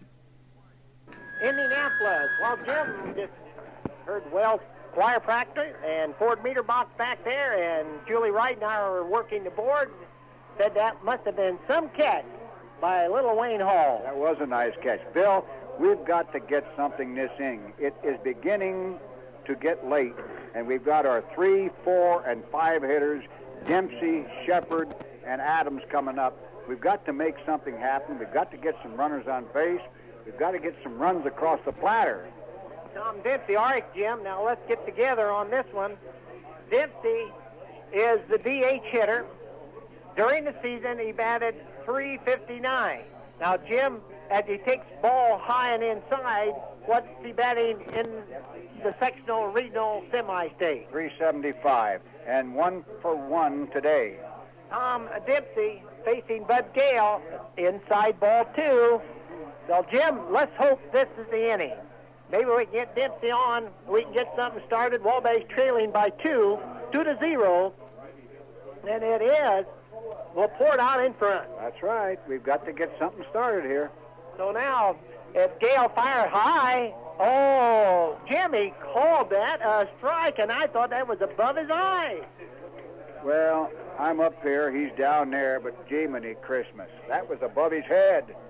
So now it is 1 ball, or there's a hard hit ball deflected by the pitcher. Second baseman picked it up. He's going to fumble it. Now let's see what they call it, Jim. The second baseman did not. Well, they are going to put it up here on the board. Now it's an error. It is an error. E4, definitely. Heck, the ball was hit right at him. He just deflected off of the pitcher. Yeah, dropped it, picked it up, dropped it, picked it up, dropped it, picked it up. It was too late. Todd Hamilton was the victim. And Jim, when you're trailing by 2, we don't care how they get on. No, we want base runners, that's all. So now, stepping in. And Jim, here's a guy with 1 swat could put us back in the ball game. Keith, in the last 2 games, Bill, no hits to show. Here it comes, outside. So Wabash now threatening here, we hope. In the bottom of the 4th inning, they trail by 2. 2-0, LaPorte out in front. Tom Dempsey on by an error, and Shepard takes ball 1, and now ball 2. So Wabash ganging up on Bub Gale here in the bottom of the 4th inning. 2-0. LaPorte out in front. Both runs earned, but both by walks. And early, now that is a called strike. So that's 2-1 on the batter, Keith Shepard. I think the coach had him take one. So we've got 2 balls, 1 strike. No on outs. Keith Shepard. No outs. Man on first. bottom of the fourth. And there's a hard hit ball. It's a base hit into left field. Dempsey will go to second. We'll get no further. So Keith Shepard gets the fourth hit of this ball game for Wabash. And Jim, that's 4 of them to LaPorte 2. And now the big question comes up because you've got a man on first, you've got a man on second, and you're trailing by 2. What's Critchford going to do here? Well, I don't know. I can't read his mind from up here, but the LaPorte coach is out talking to his pitcher, and I don't see any action down their bullpen yet. But I don't know what Chris's strategy would be, really. We scratch for runs, but we're 2 runs down now, and it's beginning to get late. I don't know whether he'll have him bunt or not, because we'd have our 6, 7, and 8 hitter coming up. Mike Phillips so far in the tourney at 2:30. Jeff Wagner in the tourney is at 3:33. So I don't know, Bill. Well, Jim, the one thing you want to keep in mind, they have been hitting Bud Gale. Everyone has hit him. Now, it is Todd Adams taking a called strike 1, and Jim, every one of them have hit the ball, so it'll depend here to see what Todd Adams does. They did take the first one, and they did call it a strike. Right, here comes the second. So the Wabash, now here comes the pitch. There's a hard hit one. It could draw. It's a hit. Let's see if it comes around Dempsey. Dempsey's around third. He will score. It's 2-1. Shepard will have to hold up, and let me tell you, Adams, they had the infield pulled in, and they shot that ball. Adams hit it right by the man that was pulled in, right out into left field. The left fielder hesitated really it was a slow roller, and Dempsey was already on the go. He scores. We got a 2-1 ball game. Wabash has a man on second. That's Shepard, a man on first. Adams, and Jim, there's still no outs. It's 2-1 ball game. Wabash now with 5 hits. That's exactly right. We got Mike Phillips standing in here. I don't know, Bill. Maybe we can bust this thing open. They're going to some. Jim, as I said, they are hitting the ball. Now let's see what Mike Phillips will do here. And he takes inside ball 1. They're getting some action down in their bullpen. That is number 16. It's got to be Mike Grice. Yeah, that's their other pitcher. So Grice is down there, but here's the pitch, and it's inside ball 2. So, boy, the tension is mounting in Indianapolis in the bottom of the 4th inning as Wabash trails by 1, 2-1 the score. But Wabash with the tying run on second, a man on first, no out. Phillips with 2 balls, and now it's inside. Jim, they called it a strike. We've got a quit call. Oh, I know it, but gee, many Christmas. I'm not blind. I think, well. Well, it is now 2 balls, 1 strike. Bud Gale, the pitcher, there's swinging strike 2. So Mike Phillips now with 2-2. Man on second is Shepard. Man on first is Adams. Dempsey has already scored. 2-1 ball game, bottom of the 4th. Tension mounts as the pitcher, Bud Gale, fires. It's a bunt. Let's see what happens now. They'll go over to first, and he is out at first, but the runners advance. Okay, Jim, you got to call that a sacrifice, and what a beauty. Now, here's the situation. There's only 1 out, and Wabash has that tying run on third. And the crowd of Wabash fans are on their feet giving Phillips a standing ovation as he comes back on a sacrifice out. Anything, Bill. Wild pitch, pass ball, air, fly ball deep enough. Anything so we can tie this thing up and start anew. Well, Jeff Wagner is the man, and Jeff only a sophomore. Orrin Wagner, Isla Wagner's best boy. And now Jeff takes inside ball 1. Boy, Jim, I was almost afraid to call that because that ump was looking at it and he didn't give a call right away. Right. Jeff hit that in that second inning, tagged one out there that Lipscomb in center field made the catch, but that would have scored a run. That if he could duplicate that, we'll have a 2-2 ball game. 2-1. LaPorte out in front right at the moment, but Wabash with that tying run on third, the lead run on second, there's only 1 out. Now, the pitcher steps off of the mound. That's Bud Gale. That's the situation in Indianapolis at this time with the sun shining brightly. Let's hope it can shine it. Gale goes to third, but Shepard back over there. Shepard back on third. Dempsey's already scored. There's only 1 out. It's 2-1 ball game. LaPorte out in front of Wabash. The batter right at the moment is Jeff Wagner, and he has ball one. Again, Gale steps off of the mound, so that's twice he stepped off. Once he's fired it over to third. The score is 2-1, and it is ball two, strike one. There it is, the bunt. Now it's tied. We're tied. We're tied down here in Indianapolis, and the runners are all safe. The pitcher fell down. Shepard is in, and the score is tied in Indianapolis in the semifinals between Wabash and LaPorte, and Wabash has 2 men on, and still only 1 out. So Wabash, in the bottom of the 4th inning, has cashed in. Jim, let's review so far what has happened in this inning. All right. Dempsey led off, reached first base on an error by the second baseman. Shepard singled, Dempsey to second. Adams singled, scoring Dempsey. Then a sacrifice, third to first by Todd Adams, and a single now by Jeff Wagner. Here's Mahan. Here it comes. It's high. Man on first. Man on third. And Adams is the man on third. On first base is Jeff Wagner. Benny Mahan is the batter, and there's only 1 out. And here it comes, tie, ball 2. Remember, the game is tied. We're in the bottom of the 4th inning. And Jim, we kept saying sooner or later they were going to get to the pitcher, and they got to him with bunts. Yeah. Got to him with bunts. Now Mahan, the batter, Wabash has 6 hits. Outside. Was it outside? They called a strike. That's what he said, Bill. 1 ball, 1 strike, 1 out. Runners on the corners. So Wabash, down here in Indianapolis, has tied this game. There goes the runner. There, Mahan hits it. It goes in for a hit. 1 run scores, Wabash leads. Wabash is out in front. Wagner's already on third, and Jim, the second baseman and shortstop, really went to sleep. They both thought they were going to get the ball. The ball wasn't touched by either. It bounced right over the second base between them. Either one of them could have had a double play. You take it. No, I'll take it. You take it. No, I'll take it. Could have had a double play. Yeah. Easy double play. He just stepped on the bag and fired to first. Here comes the LaPorte manager. Wabash is out in front. 3-2. Oh, man alive. Can you believe Wabash, the little team from Wabash, keep them radios on in Urbana.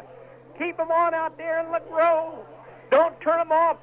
We've got Wabash out in front by 1 run, 3-2, and they still got a man on third. That's Jeff Wagner. Benny is on first. Benny Mahan has got 2 hits, Jim. Do you realize that? Exactly right. That's the 8th batter in the order. 2 for 2. He isn't hurting his average. In the tourney, Bill, he was hitting 400. He's probably close to 600 now. The people down here that have driven down from Wabash, they are pandemonium in that crowd. Look at him, Jim. Look at him. And there goes the change of pitchers. So there's the... All right, Jim, let's bring us up to date on that whole inning while they're getting warmed up out here. What an inning as Wabash is out in front by 1, 3-2, and still with men on third and first and only 1 out. Jim Rowe. Okay. Well, we started the inning off with Dempsey reaching first base on an error by the second baseman. Keith Shepard singled to left, sending Dempsey to second. Adams singled, scoring Dempsey, moving Shepard to third. Then we had the squeeze, and by Mike Phillips, scoring Keith Shepard. Then Jeff Wagner came up, bunted successfully again, and we have runners at first and third as Benny Mahan steps in to drive in the tiebreaker, making the score now Wabash 3 and LaPorte 2, and the new pitcher for LaPorte is Mike Grys, Grys, Jim. Mike Grys. Well, I tell you, I hope Keith Shepard has had his bad inning. From now on out, I hope that Wabash can hang on. This Mike Grys is a little bit taller as we look at him out here. Benny Mahan with 2 big hits, and I'll bet his mom and dad, Michael and Patsy Mahan, are thrilled to death. Mike Phillips, of course, down here today. His mom and dad, David and Debbie Phillips. And the Wabash fans are going wild down here at the moment as they have come from a 2-0 deficit to take a 3-2 lead in the bottom of the 4th inning with still 1 out, and Benny Mahan on first and Jeff Wagner on third. Wabash now has 7 hits in this ball game, and on that last play, Todd Hamilton and Brad Bumgardner, what is that, Alfonso? No, Alfonso, you take it. No. And now here's the bunt by Brent Johnson, but he didn't make contact. The ball went over his head, and this time the umpire says ball one. So Brent Johnson was attempting to bunt in Jeff Wagner with another run here, with Wabash leading 3-2. Mike Grice is the pitcher and trying to bunt again, and it's ball 2. Okay, Bill. So there's 2 balls. Brent, Jim, who had to get up and get a drink of water on that last one, he tried to bunt, Jim, both times. As Grice, this time, both pitches have been over his head. So Mike Grice, the pitchers, and now there's a called strike. Strike on the outside. So Jim... got some changes, Bill. Mike Grice is pitching, and he is going to bat in Hazeltight's place. So, Gale... Here we come, and there's the swing and strike. Go ahead, Jim. We'll pick this up as soon as they get this man. Remember now, we do have a man on third. That's Wagner. We do have a man on first. That's Benny Mahan.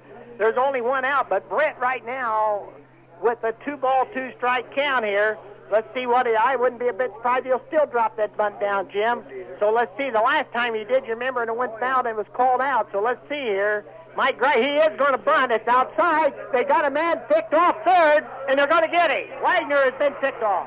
Well, they called for a pitch out, and Scott Up had Jeff Wagner caught, and Jim, somebody called for a pitch out, and man, Wagner was a dead duck down on third. And Brent didn't help him out at all. He didn't.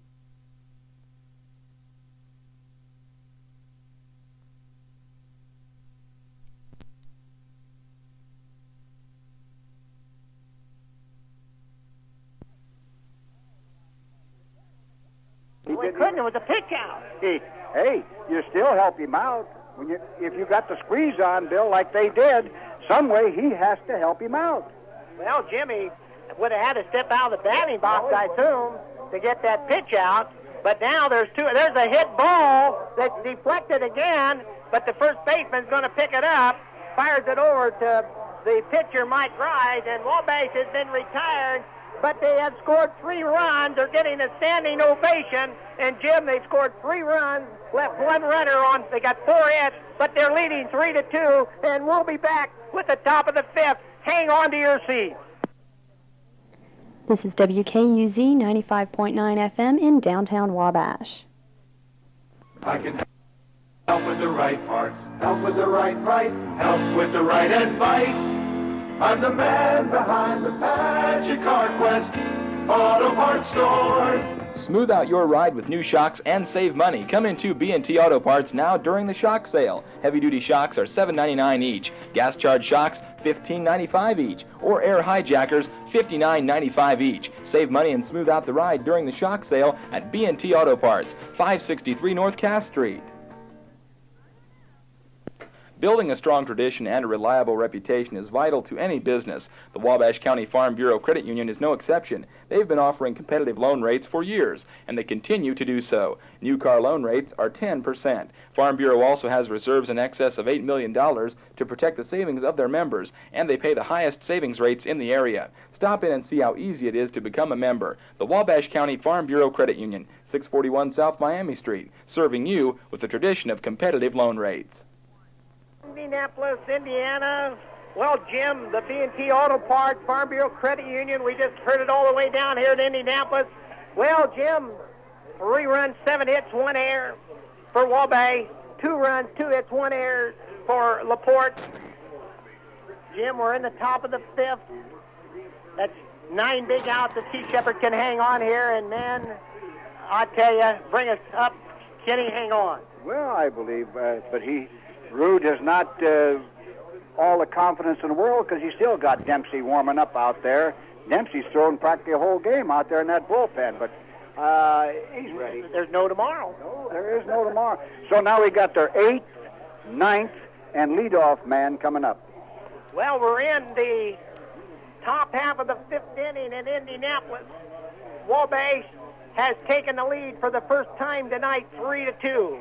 And Jim, the batter, is Roger Danacek, and he's got strike one called on him, and it looks like Shepard is not going to try to get this man on here. I hope not. I just hope he doesn't start overthrowing. That was a good there it is, and there's strike 2. So there, snapped that one off right off of the corner, Bill, and he couldn't have hit that with a paddle. Well, I could see Chris Rude was mighty pleased with that one, as he has really been pacing up and down those steps in that dugout. So Keith Shepard with a 2 strike. It's outside, ball 1. So it's ball 1, strike 2. On the batter, Roger Danacek, the third baseman for LaPorte. Top of the 5th inning with Wabash out in front of this semifinals of the state final. There's a hard hit ball foul down the first baseline. So it's still 1 ball, 2 strikes on the batter. We're in the top of the 5th of the semifinals of the state finals. The winner of this game moves into the championship game tomorrow at 1 o'clock. And Wabash at the moment leads LaPorte, a 4-time champion, 3-2. Shepard fires it in, it's high inside. 2 balls, 2 strikes, nobody else. Now he's gone far enough. This is the pitch he wants to get him. So Keith Shepard on the mound. Keith scored the tying run here in that last inning, and now he struck him out, but he fouled it off. They said they fouled it, and Brent couldn't hang on. Brent just couldn't hang on to that one. That was his change-up curveball. Now, 2 balls, 2 strikes, Bill. No out. 2-2 on the batter. Roger Danacek, third baseman for LaPorte. As Shepard fires, and, well, we worked the count full. He's going along great guns, and now he just overthrew, Bill, and that ball stays high every time he overthrows. Full count on the batter. Keith Shepard now delivers, and there's a foul strike out of play up into the bleachers down the right field line. We're in the top of the 5th inning in Indianapolis. The Wabash Apaches, never before in the Final Four, have moved out in front of a team that has won it 4 times down here. Shepard fires. There's a hard hit ball. Smalley up with it. Should get him. Over to first. He's out. 1 out away in this inning. That's the way. He had lots of time, Bill. Nice hop to him. Took his time, fired a strike, 1 out. So there's 1 out. Top of the 5th inning. Wabash playing LaPorte. This is the 20th year for the state finals down here in Indianapolis. LaPorte, of course, a 4-time winner. Wabash down here for the first time ever. And, Jim, it looks like we've got a pinch hitter going in the lineup here for LaPorte. Wabash in here, 29 wins against 6 losses. And LaPorte in here today with 32 wins against 5 losses. Well, they'll have it up on the board here, Jim, pretty quick. So the batter is a pinch hitter. We're going to check on it. They have not yet put it up on the board. Shepard fires a high foul ball down the right field line. Did you get him, Jim? We got a pinch hitter, but they said Anderson, I thought. Anderson batting for Hamilton. So Anderson is batting for Hamilton. Then there's 1 strike on Anderson.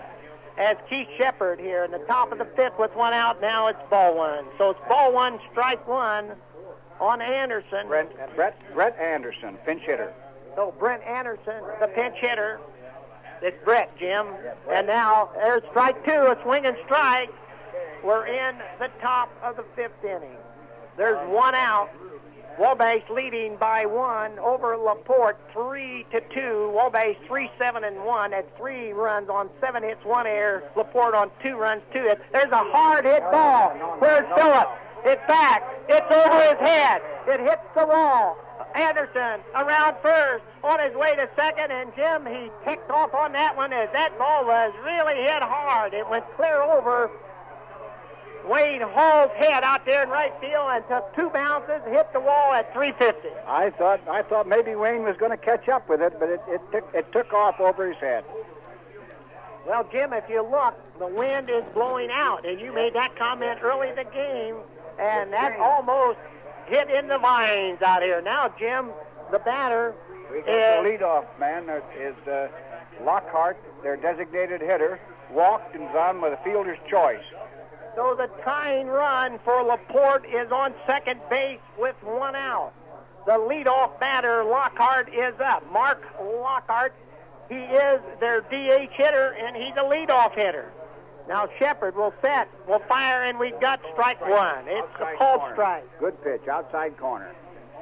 So Anderson on second, a double over Wayne Hall's head out in right field. Now there is a curve, and it's inside ball. Inside. Curve ball inside. Didn't break, Bill. 1 ball, 1 strike. Ball 1. Strike 1 strike. 2 balls is right, Jim. 2 balls, 1 strike. And he called it, well, I thought he called it a strike. Now there's a hard hit ball. Adams, though, should get under it. He's over. He's got it. The runner will not advance. A good play by Adams. That ball got up into the wind, Jim, and died. That ball just died. See, that wind is blowing now from left to right. Now it's blowing straight out. It keeps changing off and on, Bill. See? That will help Adams, and I'll tell you, it never worries me when old Adams goes after him. He usually got him pretty well under control, and only a freshman. Cornered. Yeah, he's got him cornered. Okay. 2 outs, though. 2 outs, a runner on second, and Sass, their right fielder, up, who was on an error and struck out. Okay, Pete Sass, the right fielder. 3-2, Wabash out in front, and Shepard fakes the throw to second, and man, Anderson went back. There was no one around, and he was way off the base there. And as Wabash now with 2 outs here, and a hard hit ball down to Hollingshead. Should be out over to first. They're out of the inning. No runs. 1 hit, 1 left. Hey, we've played through 4 1/2 innings of the championship of the semifinals down here of the game. Wabash still out in front, 3-2. Round the world through the heat and rain, yeah. Across the ocean and against the grain, yeah. Wherever Buick Electra went in the world, it left behind new standards of luxury and performance. And it's here to stay, yeah. You're on test today, yeah. Now, see if Buick Electra lives up to the highest standard of all. Yours. A Buick Electra Park Avenue is waiting for you at Denny Motors, Olds Buick GMC, 50 West Water Street in Wabash. Since 1916, the Wilkinson Lumber Company has been serving do-it-yourselfers just like you. Wilkinson Lumber Company has everything you'll need for that remodeling project, new garage, or a hobby. Stop by and pick up your supplies today. Wilkinson has decking materials, paneling, ceiling tile, paint, lumber, wallboards, sash, doors, roofing, windows, cabinets, builder's hardware, and much, much more. And if you need some help with your do-it-yourself project, stop by Wilkinson Lumber, 96 North Huntington Street, or call 563-1072. They'd be glad to give you help with your project. Right back out here, and the first batter got up there real quick, Jim. That's Chris Hollington, our leadoff batter. He takes ball 1. Ball 1, Bill. Well, we got our 1, 2, and 3 hitters coming up. The leadoff hitters, and Jim, it is Wabash out in front, 3-2 as the pitcher here. Now it is called strike in there, and it is Mike Grice, the pitcher. Well, Denny Motors and Wilkinson Lumber, and I suppose Steve Denny, and of course Tim Denny out there, and John and Mike are both listening in along with Don, and now we got a ball 2 count. 2 balls, 1 strike, nobody out, nobody on, 3-2 Wabash. Jim, of course, 3-2, and we're in the bottom of the 5th inning of the championship game of the semifinals of the state finals, and there's only 4 teams left out of all the teams that started. Hollingshead now takes this one. It's a hard hit ball, but it's high. The left fielder goes back almost to the warning track, and Eric Jones pulls it in. He had it all the way out there, easy. So Eric Jones went almost 320 feet back. The wall is 335. It was dead down left field, and it was high, and he was under it, and there's one out in the bottom of the fifth as Mike Smalley, who has 0 for 2 today, Jim. 0 for 2, bounced out second to first and short to first. Mike takes a ball one, and Jim, that looked pretty good. This pitcher throws a lot of change-ups, Bill. I've been watching him. Yeah, Mike Grice. Mike Grice. Here he comes. And here comes the pitch, and it's going to be ball 2 to Mike Smalley. Well, the Wabash Apaches are out in front, and you just said it looked a little bit cloudy right at the moment. The clouds are moving in. So it is a 3-2 ball game, and now it is a called strike. So it's 2 balls, 1 strike on Mike Smalley, the third baseman for Wabash. 3-2 Wabash out in front here as we go into the bottom of the fifth inning with 1 out. So Mike now Grice will, and it's ball 3. So 3-1 on Mike Smalley. 3-2 Wabash, 3 runs on 7 hits, 1 error. LaPorte scored 1 run in the first, 1 in the second. They have 2 runs on 3 hits. Got their third hit the last inning, Jim. And now we're going to have automatic called second strike, and the count goes to 3 balls, 2 strikes on Mike Smalley. Rude had to take sign on, so now it's 3-2. So Mike Smalley, the batter, 3-2 count, and now it's ball 4. So Smalley goes to first base. 3-2. Wabash out in front. They have a man on first with Tom Dempsey coming up. And Jim, Wabash got all 3 runs the last inning in the bottom of the 4th after they trailed by a score of 1-0 and then by a score of 2-0. Well, it wouldn't hurt now to hit him with another 3 spot about now. Tom Dempsey is 1 for 2. He has scored 1 of the 3 runs that Wabash has, and believe it or not, all the fans from Wabash are on their feet down here at Indianapolis Busch Stadium with 1 out and a man on, and Dempsey takes a called strike 1. Strike 1. Change-up curveball just broke nicely, so we've got 1 strike, no balls, 1 out with Smalley on first. So now Mike Grice, the pitcher, and there is a swinging strike. And Change up again. Low got him clear off strike, clear out in front. So no balls, 2 strikes. So we're in the bottom of the 5th. It's getting fingernail biting time if you want to start biting your fingernails, because Wabash leading by 1, 3-2. Dempsey, the batter, 1 for 2, 1 run scored, and Smalley, and he fouled that one off. Just got a piece of it, Bill. That pitch was over his head, but he got a piece of it, so he's hanging in there with no balls, 2 strikes, 1 out. Smalley on first. Wabash leading 3-2 in the bottom of the 5th. So it is Tom Dempsey. Tom, of course, the other pitcher of the Keith Shepard, Tom Dempsey duo that have put Wabash down here in this semifinals of the state finals. This Grice fire. Here's a long one. It's a base hit into center field, but a good play by the center fielder will hold the runner Smalley to second base. But Tom Dempsey drilled a line drive that bounced 1 bounce before the center fielder out there, Brian Lipscomb, made a good stop of it. That ball was a well-hit ball, but Lipscomb got over there in plenty of time and fielded on the first bounce and fired it back in, preventing Smalley from going to third. So we've got runners at first and second, and Keith 1 out, and Keith Shepard standing in. And Rude has already come down and is talking to Keith. And Jim, I've got a feeling that he's going to give Keith the green light. Oh, definitely. I don't think he's going to have Keith bunting in a situation like this. 1 for 2 today. He scored a run. 2 men on. That was the 8th hit for Wabash in this game. And, he threw that slow, tantalizing curve, and Keith just strike 1. Over his head, swinging strike 1. He's too anxious up there. Settle down, Keith. Now it is Keith Shepard, the batter. 2 men on. Man on first, man on second. 1 out. Wabash out. Oh, another one. Another one that was out of the strike zone for strike 2.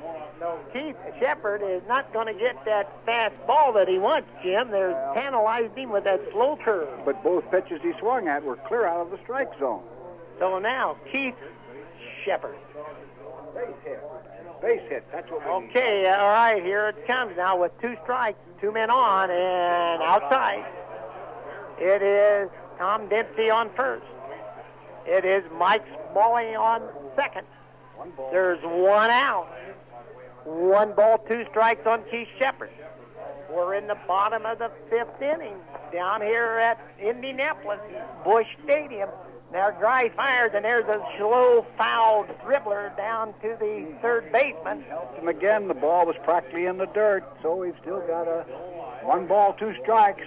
We could have an 0-3 count on him, but he's helped him out. 1 ball, 2 strikes.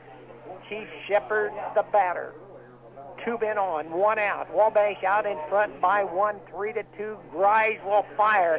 They struck him out. Struck Shepard out. Swing and strike out. And now the little freshman steps in. Todd Adams. And Todd is up with 2 outs. 2 men on. That's Mike Smalley on second. That's Tom Dempsey on first. And Jim would like to see the hit there. That would have helped that cause 3-2. But Mike Grise now facing to Todd Adams, and Todd hits the first one. Let's see if it goes too high, and the left fielder will get under it, and he does. He's out. Well, no run. 1 hit, 2 left. Hey, we got 2 innings to go. We're going into the top of the 6th inning. We've played 5. Wabash 3, LaPorte 2. Well, another summer has rolled around to Indiana, and Gone & Son Asphalt hope that you're enjoying it. Gone & Son Asphalt, Rural Route 2, Old US 24 West here in Wabash, specialize in commercial and residential driveways, along with street paving and parking lots, or maybe just a backyard patio. Free estimates are gladly given, so be sure you get the best price with a quote from Gone & Son Asphalt Incorporated, Rural Route 2, Old US 24 West in Wabash. Remember last summer's heat and the high air conditioning costs? Why suffer again? Call Quality Electric today and ask about the Train Elite Single Package Central Air Conditioner. It's one of the most energy efficient package air conditioners you can buy. Designed to keep you cool and comfortable. Designed to save you energy summer after summer. Get the jump on energy bills with the Train Elite Air Conditioner. Call Quality Electric at 429 Superior Street in Wabash today at 563-5772 and see why 50 million people take comfort in Train. Indianapolis, Indiana, Bill Rogge along with Jim Rowe, well, Quality Electric. And, of course, Gone & Son Asphalt, Larry Hoover and all the gang out there. And I tell you, we've got the top of the 6th inning coming up here. Wabash has out-hit LaPorte 8-3. Both teams have had an error. And the batter, Brian Lipscomb, who was the 14th round draft pick, is the leadoff batter here in the top of the 7th inning, with Wabash leading by 1 and top of the 6th. And I tell you, Jim, he has struck out twice, but this is the man we want Shepard to get, as this Brian Lipscomb just took. Ball 1. So it's the top of the 6th inning. Wabash out in front by 1, and now ball 2. And that ball got way from Brent Johnson. Inside. He's overthrowing again. He's overthrowing. He's behind now. 2 balls, no strikes. Tom Dempsey, Jim, is warming up in the bullpen, and Chris Root is on the top of the steps, and there is ball 3. So now, with the score 3-2, Wabash out in front. The leadoff batter for LaPorte, Lipscomb, has got, there is he went for it. He had the green light. Yes, sir. So we've got 3 balls, 1 strike. On the batter. And that is the center fielder, Brian Lipscomb. So Keith Shepard here in somewhat of an early jam to the first batter as he winds, and there is ball 4. And Root is out of the dugout, and that might be a change in pitchers. Let's see what he's going to do. He's going out, and it could be he is going to take Shepard out of this ball game. Now, Jim, can he put it, if he takes him out of the game, can he put him back in or not? He's going off of the field now. Yeah, they could put him in right field and bring... But he didn't. He went clear off the... Oh, wait a minute. Here we come. Here comes Wayne. Okay, now we're going to go back.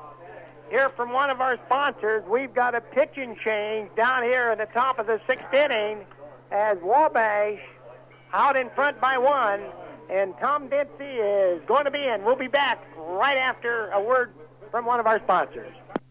Wouldn't it be nice if we could afford to live anywhere we wanted? That's part of the American dream. For most of us, though, a little help is needed. The Wabash County Farm Bureau Credit Union would like to help with an affordable loan. You can get a fixed-rate mortgage loan at 10 3/4% for 15 years. Farm Bureau also pays the highest savings rates in the area, and reserves are in excess of $8 million to protect their members' savings. It's so easy to become a member. Stop in and see the Wabash County Farm Bureau Credit Union, 641 South Miami Street, helping you achieve your American dream.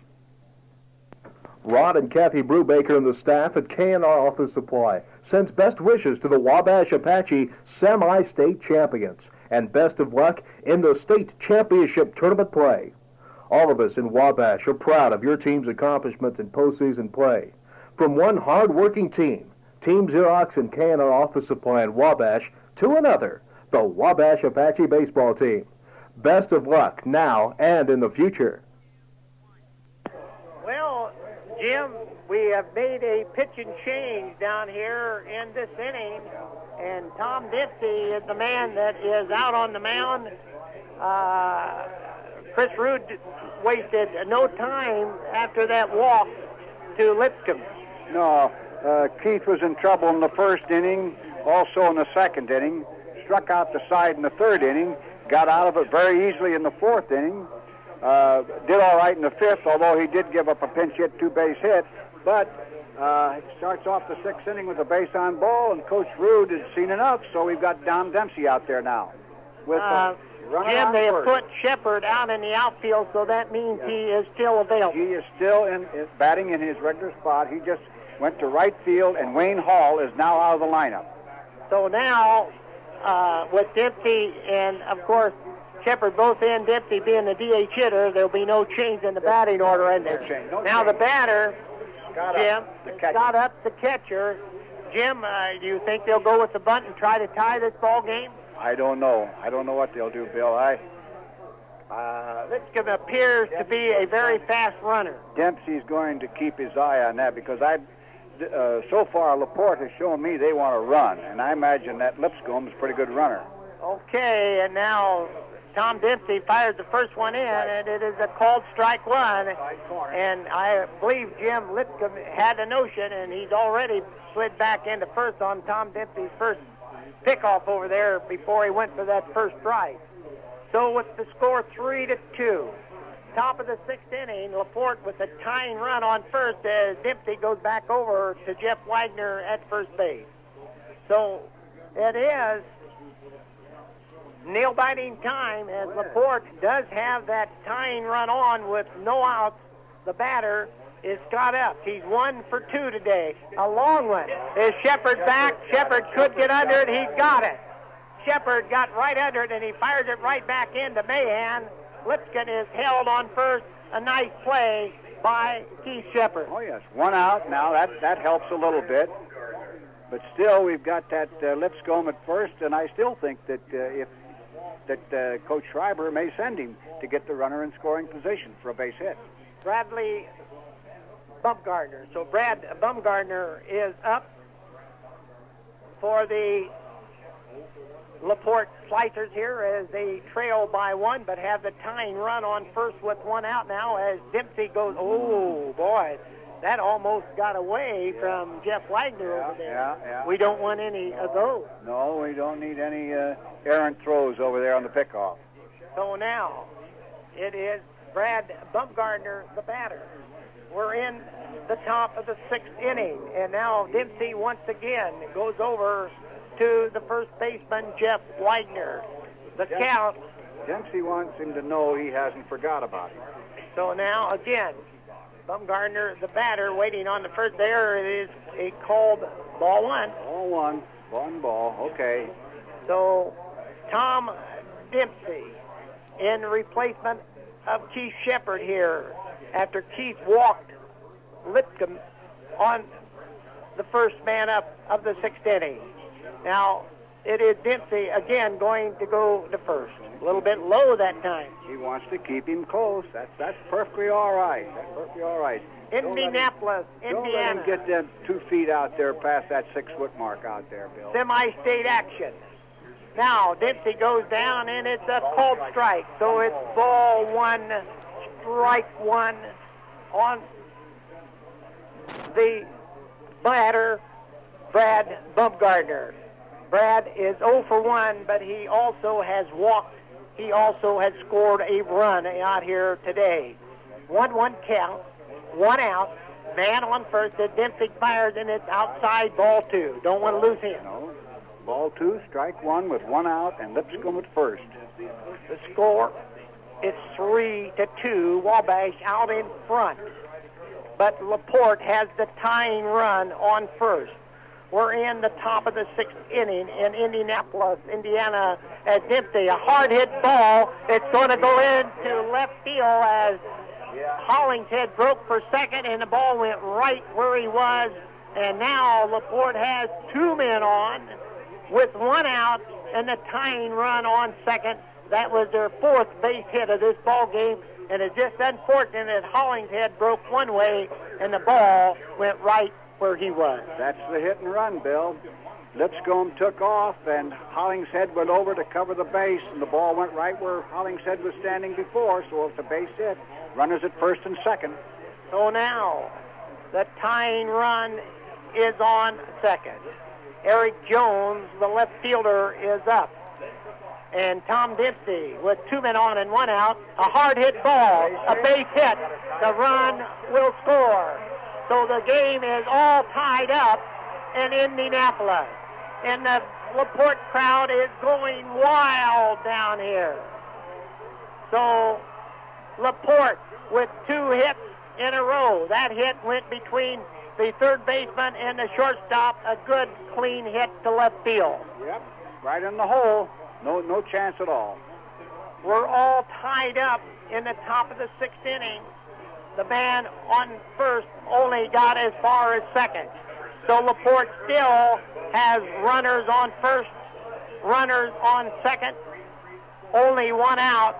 The pitcher, the ex-pitcher, George Gale, who is still in the lineup, is the batter. 3-3 ball game now as Dempsey winds, and he's strike 1. Good fastball. So after a walk, we've had 2 hits in a row, 1 a hit and run, and now it is a tie ball game in the top of the 6th inning. 3 for LaPorte, 3 for Wabash, and a strike 1 on the batter. 0 for 2 today as Dempsey steps off of the mound. So it is Tom Dempsey trying to get out of a jam here. He relieved Keith Shepard in the top of the 6th inning here after 1 man walked, and there's strike 2. Strike 2. Good pitch. Good pitch, Bill. Knee high.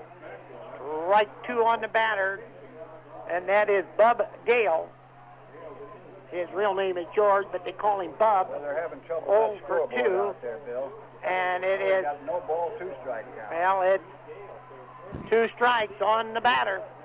That tying run has scored this inning, and now it is outside, so it's 1 ball, 2 strikes, man on second, and that could be danger, but there's 1 out, and we need a big out here, Jim. We need a Hoover. Double play. So Gale, the batter, 0 for 2. Today is Tom Dempsey. Eyes will fire, and there it is. It's outside, ball 2. So the count goes 2-2 on the batter. Far enough, 2-2. We don't want to go to 3-2 so that the runners, if the coach decides, can take off. That's the pitch of the station. Okay, and here is the situation in Indianapolis with the score tied. Tom Dempsey with 2 men on steps off of the mound. And, of course, you know what the LaPorte people are calling balk, balk, balk, but Tom Dempsey is very wisely knowing that he's not going to balk in a situation where there's a man on first and a man on second. So Tom Dempsey will fire, and there's a hard-hit ball. The Smalley touches on third. and there's just going to be no play as Tom really had to make a stop on a hard-hit ball. But I'll say one thing about Mike Smalley. Mike made the play. The only play that he had was to go over and touch third base, and the dust was flying every which way, and he beat him. And now there is 2 out, but there's still a man on first. There's a man on second, the man on first by fielder's choice. And Roger Danicek coming in. Bill, he bobbled that for just a second. I thought he might have had a chance to get a double play, but he didn't. So Mike Smalley had the only play by running over and touched third, and Dempsey's still in a jam here as Roger Danicek, who is the batter, takes a called strike 1. He's 0 for 1, but he has walked in this game. We're tied at 3. We're in the top of the 6th inning down here in Indianapolis, and Jim Wabash here trying to get out. And there goes the runner, and there's the throw, and they got him. They have him. He is out. Britt Johnson made a perfect throw, retiring the runner at third, but there's been 1 run to it. Hey, we're tied at 3. We'll be back with the bottom of the 6th inning. Don't go away. We're all tied in Indianapolis at 3. Stop in this weekend for Mexican food from Kirby's Crispy Chicken at 520 Manchester Avenue. Kirby's has brought in the summer fiesta flavor of Mexico. Use those 2 coupons in the paper that came to your house this week. You can buy up to 10 tacos for just 65 cents apiece. And the meat and cheese hot spuds are just $1.59. Limit 2. Or try Kirby's taco salad and Kirby's nachos with or without jalapenos.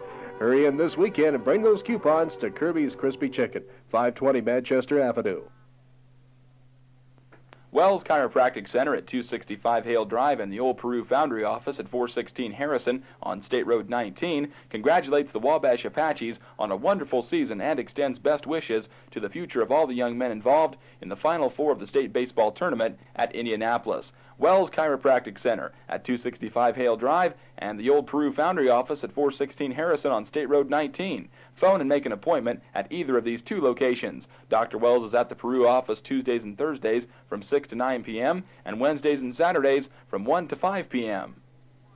Well, Mike Phillips is going to be the first batter, Jim, and he just has a swinging strike. Swinging strike 1. Shepard can no longer be the winning pitcher now. That run in the 6th inning is charged to Shepard. It is Tom Dempsey's game, win or lose.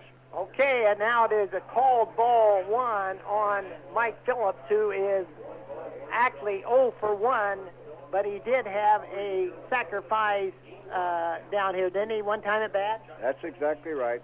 So now it is 1-1, and now it's a swinging strike 2, as Mike Grice seems, Jim, to have a little speed on that one as he come in. A little bit more speed than what we have seen out here tonight. He did.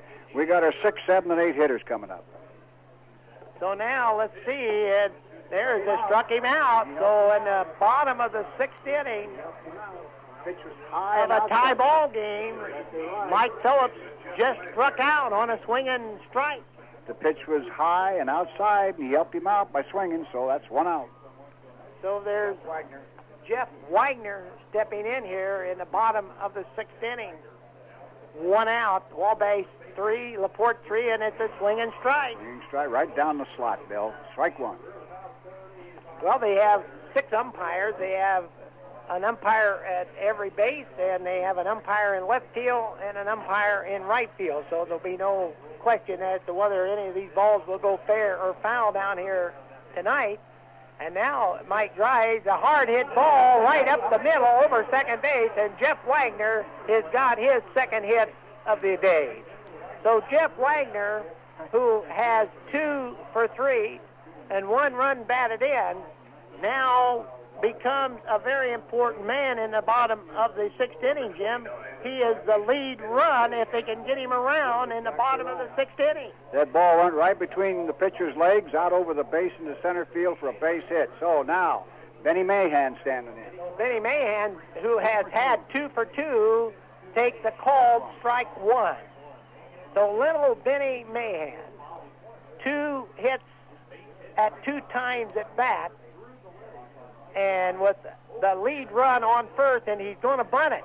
It is a foul. No, it goes fair, and the runner is at bat. Now, there was a strange thing. That ball was foul, and it spun and went fair, and the first baseman touched it when it was fair. Wagner is on second. The only thing he could do is just touch man. That's it. Goes as a sacrifice, but the ball was foul territory, then just enough spin on it that it rolled into fair territory. Yes, the first baseman picked it up. So, and Mahan was right there. Well, that's the nitty-gritty. That's what you wanted. And now the little catcher, Brent Johnson, could become a hero here. 0 for 2. The lead run is on second. He's the ninth man in the batting order. The score is tied. He's 0 for 2, and there's 2 outs. And Grice is going to pitch to him, and he's got a ball one. High ball one. High ball one on Brent Johnson, the catcher. We're in the bottom of the 6th inning. The score is tied. 3 for LaPorte, 3. And now ball 2, 3 for Wabash. And the little guy, Brent Johnson, against Mike Grice. 2 balls. And he's worked the count to 2 balls, no strikes with Jeff Wagner out there on second base. What could be the lead run? Oh, a swing and strike, and boy, he missed that. And it was out of the strike zone. I think he missed a sign because it was 2-0, and I'm sure Rude had the take sign on, but he missed it. Yeah, Rude's talking to him down there now. He missed the sign. The count down here at Indianapolis. We're in the bottom of the 6th inning. Game number 1 down here of the semifinals of the state finals, Wabash LaPorte. And we're all tied at 3 with Brent Johnson, the catcher. Now there's ball 3, and Jim, they would have had that walk. Yep, we would have had a base runner at first. So now we've got 3 balls, 1 strike. Brent Johnson, the batter, Jeff Wagner on second, but there's 2 big outs. And now here comes there's a base. It could drop. It's going to drop foul. Well, the umpire's out there, Jim, and it looks like it could have dropped, but it just went too much foul. That wind is blowing from left to right and just kept blowing and blowing, pushing that ball foul. Heck, Bill, that thing was fouled by at least 15 feet. So, once again, the count is full.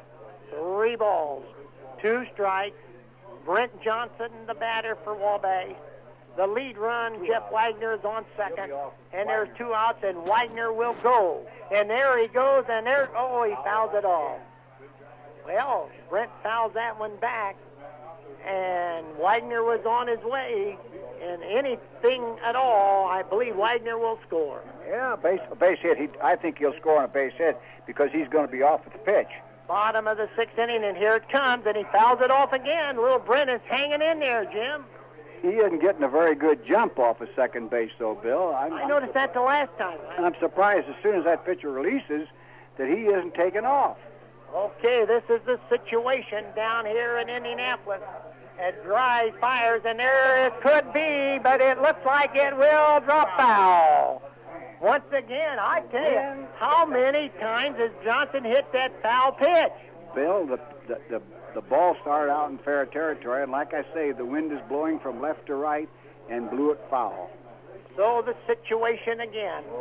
3 balls, 2 strikes. Brent Johnson, the batter. Jeff Wagner on second.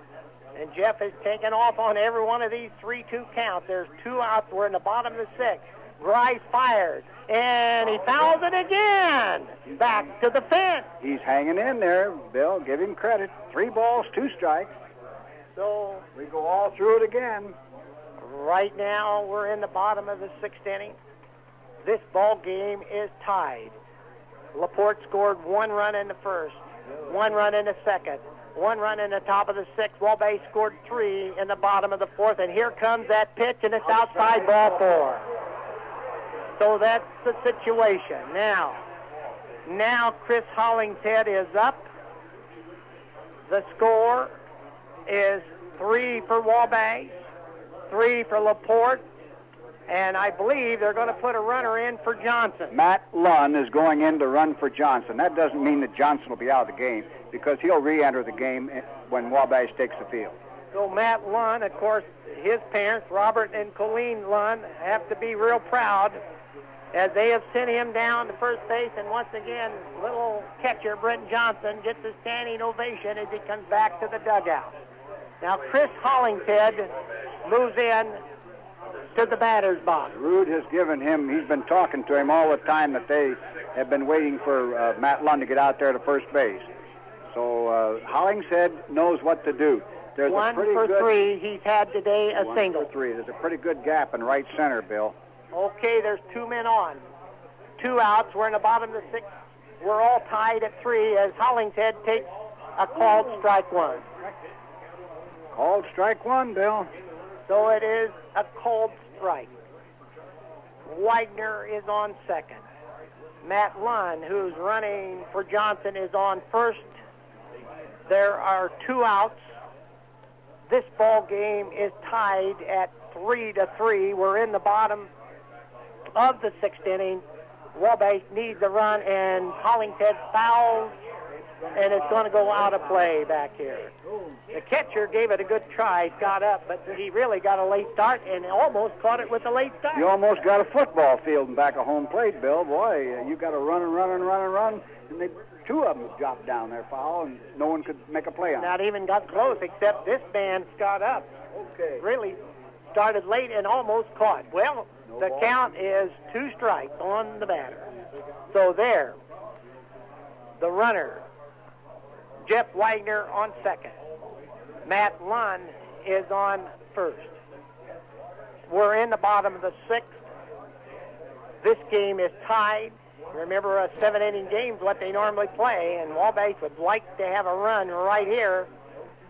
And it's up to Chris Hollingshead right at the moment as that pitcher fires, and he hits a single, and Wabash should score out in front. Here comes Widener. Here comes the throw. He saves! He saves! Wabash leads. Here comes the second run. The ball got away. They lead by 2. And believe it or not, Hollingshead is on third. Hollingshead has went all the way to third. Just kept running, Bill. Rude had him running all the way. Wabash leads by 2 in the bottom of the 6th as Hollingshead popped a hit right over the second baseman's head, almost to the right fielder. The right fielder picked it up. He fired it in. It was wide of home plate. It got by the catcher, but already Widener had scored. It would have not even been close on Widener. And then here come Matt Lund all the way in from first. Think of that, all the way from first. And Hollingshead ends up on third. And Wabash now leads 5-3, and they call it an error on the right fielder on the throw. They give him a base hit. They got to give him a base hit on the and throw. An error on the throw. He went to second on the throw at the plate and advanced all the way to third as the ball got by the catcher on the error. So Wabash leads 5-3, and Mike Smalley is the batter. He's 0 for 2, 1 walk. Can you believe this Wabash Apache baseball team? They're 3 outs away, Jim, in the next inning from going into the championship game down here at Indianapolis. Wow, and there's strike 2 on Smalley. 2 outs. The Wabash fans are going wild in Indianapolis, and we know why, don't we? Wabash leads 5-3 down here at Indianapolis as Guy falls, and now it is ball 1, strike 2, Mike Smalley. And 2 runs in, and Jim after 2 outs. Yes. So now let's see. Wabash leads, and remember, the top of the 7th inning coming up. And now there's Smalley hits a high fly to center field. Lipkin is under it. He has it. But Wabash has scored 2 runs, and I'm going to set it back because we only got 3 outs to go, and we can get into the championship game of the state finals. Send it back right after these announcements. Julie Wabash leads 5-3. Relax in comfort and in style when you purchase a quality Lazy Boy recliner from Miller Furniture, 1100 North Cass Street. You'll find a large selection of styles, sizes, and colors of comfortable Lazy Boy recliners at Miller Furniture. A Lazy Boy is just the thing when you want to put your feet up and relax after a long day. Stop by Miller Furniture today and check out the selection of Lazy Boy recliners.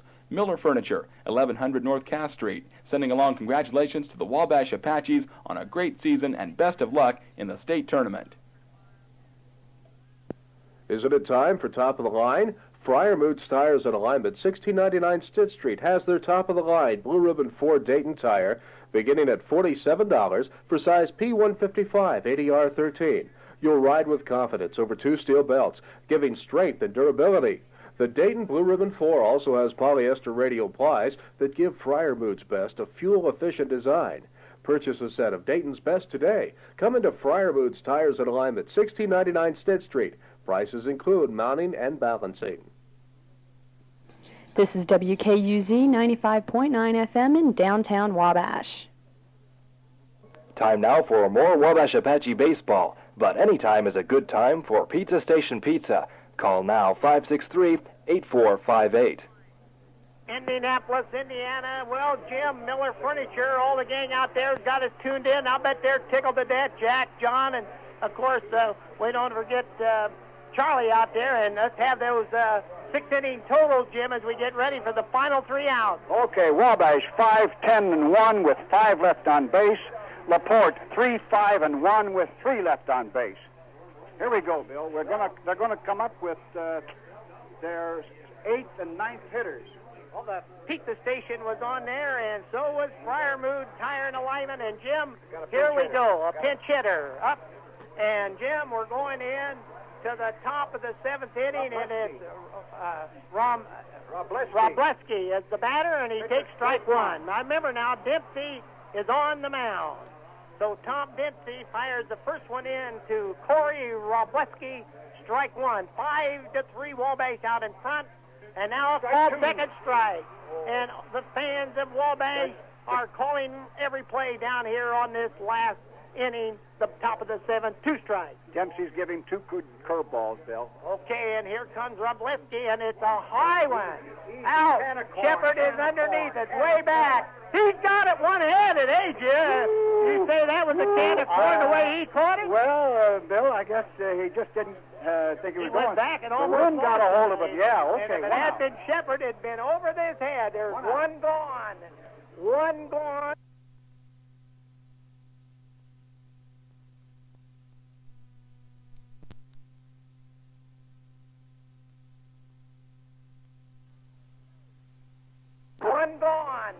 One gone in the top of the 7th inning. Wabash baseball team, who last week has got farther than any team in the history of team sports down here. I should say now, we don't want to say the cross country or the track team, because Jim, they've been at the state. But the football, baseball, and basketball, this baseball team has got us a long way. We got a pinch hitter, Bill. Williamson batting for Todd Hamilton.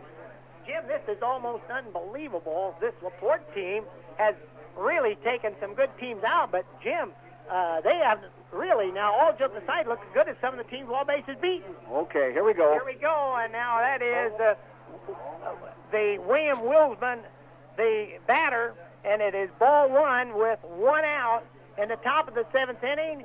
And if you're at home, stand on your feet as we get ready here, and there is ball 2. Ball 2. Oh, my. We're not getting anything on the corners, Bill. Okay. So now they're getting in a little bit of security here to keep everybody, I think, Jim, from jumping out on the field after this game. And now it's ball 2. And, oh, Dempsey's way bad. That was way out. Way out. Okay, 3 balls, no strikes. So it's the pinch hitter, William Wilson, and he has worked Tom Dempsey to 3 balls and no strikes. Tom here a little bit wild on that last hit there out. Now it is strike 1, the old automatic. So now, with Wabash out in front, 5-3, Tom Dempsey, the pitcher. Tom winds, and there's strike 2, and that was a swinging strike. So now there's a full count. 3 balls, 2 strikes, 1 out. And it is 1 out.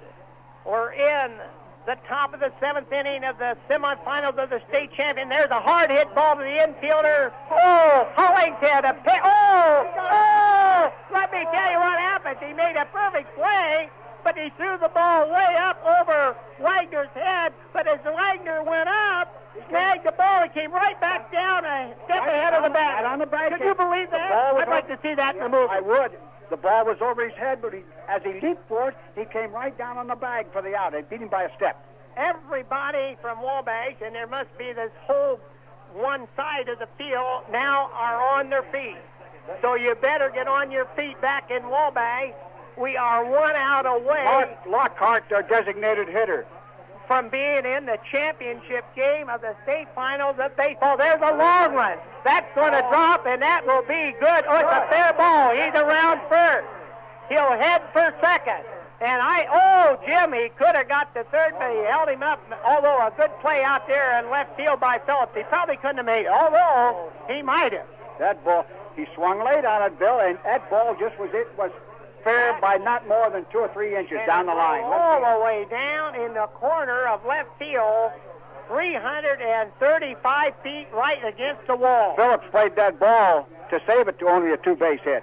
So now, everybody's still on their feet, but remember, Jim, the score is 5-3. They need 2 runs to tie. So everybody down here is on their feet, and it's strike 1 on Pete Sass. So everyone in this stadium on the Wabash side is on their feet. We've got strike 1, 5-3 Wabash out in front.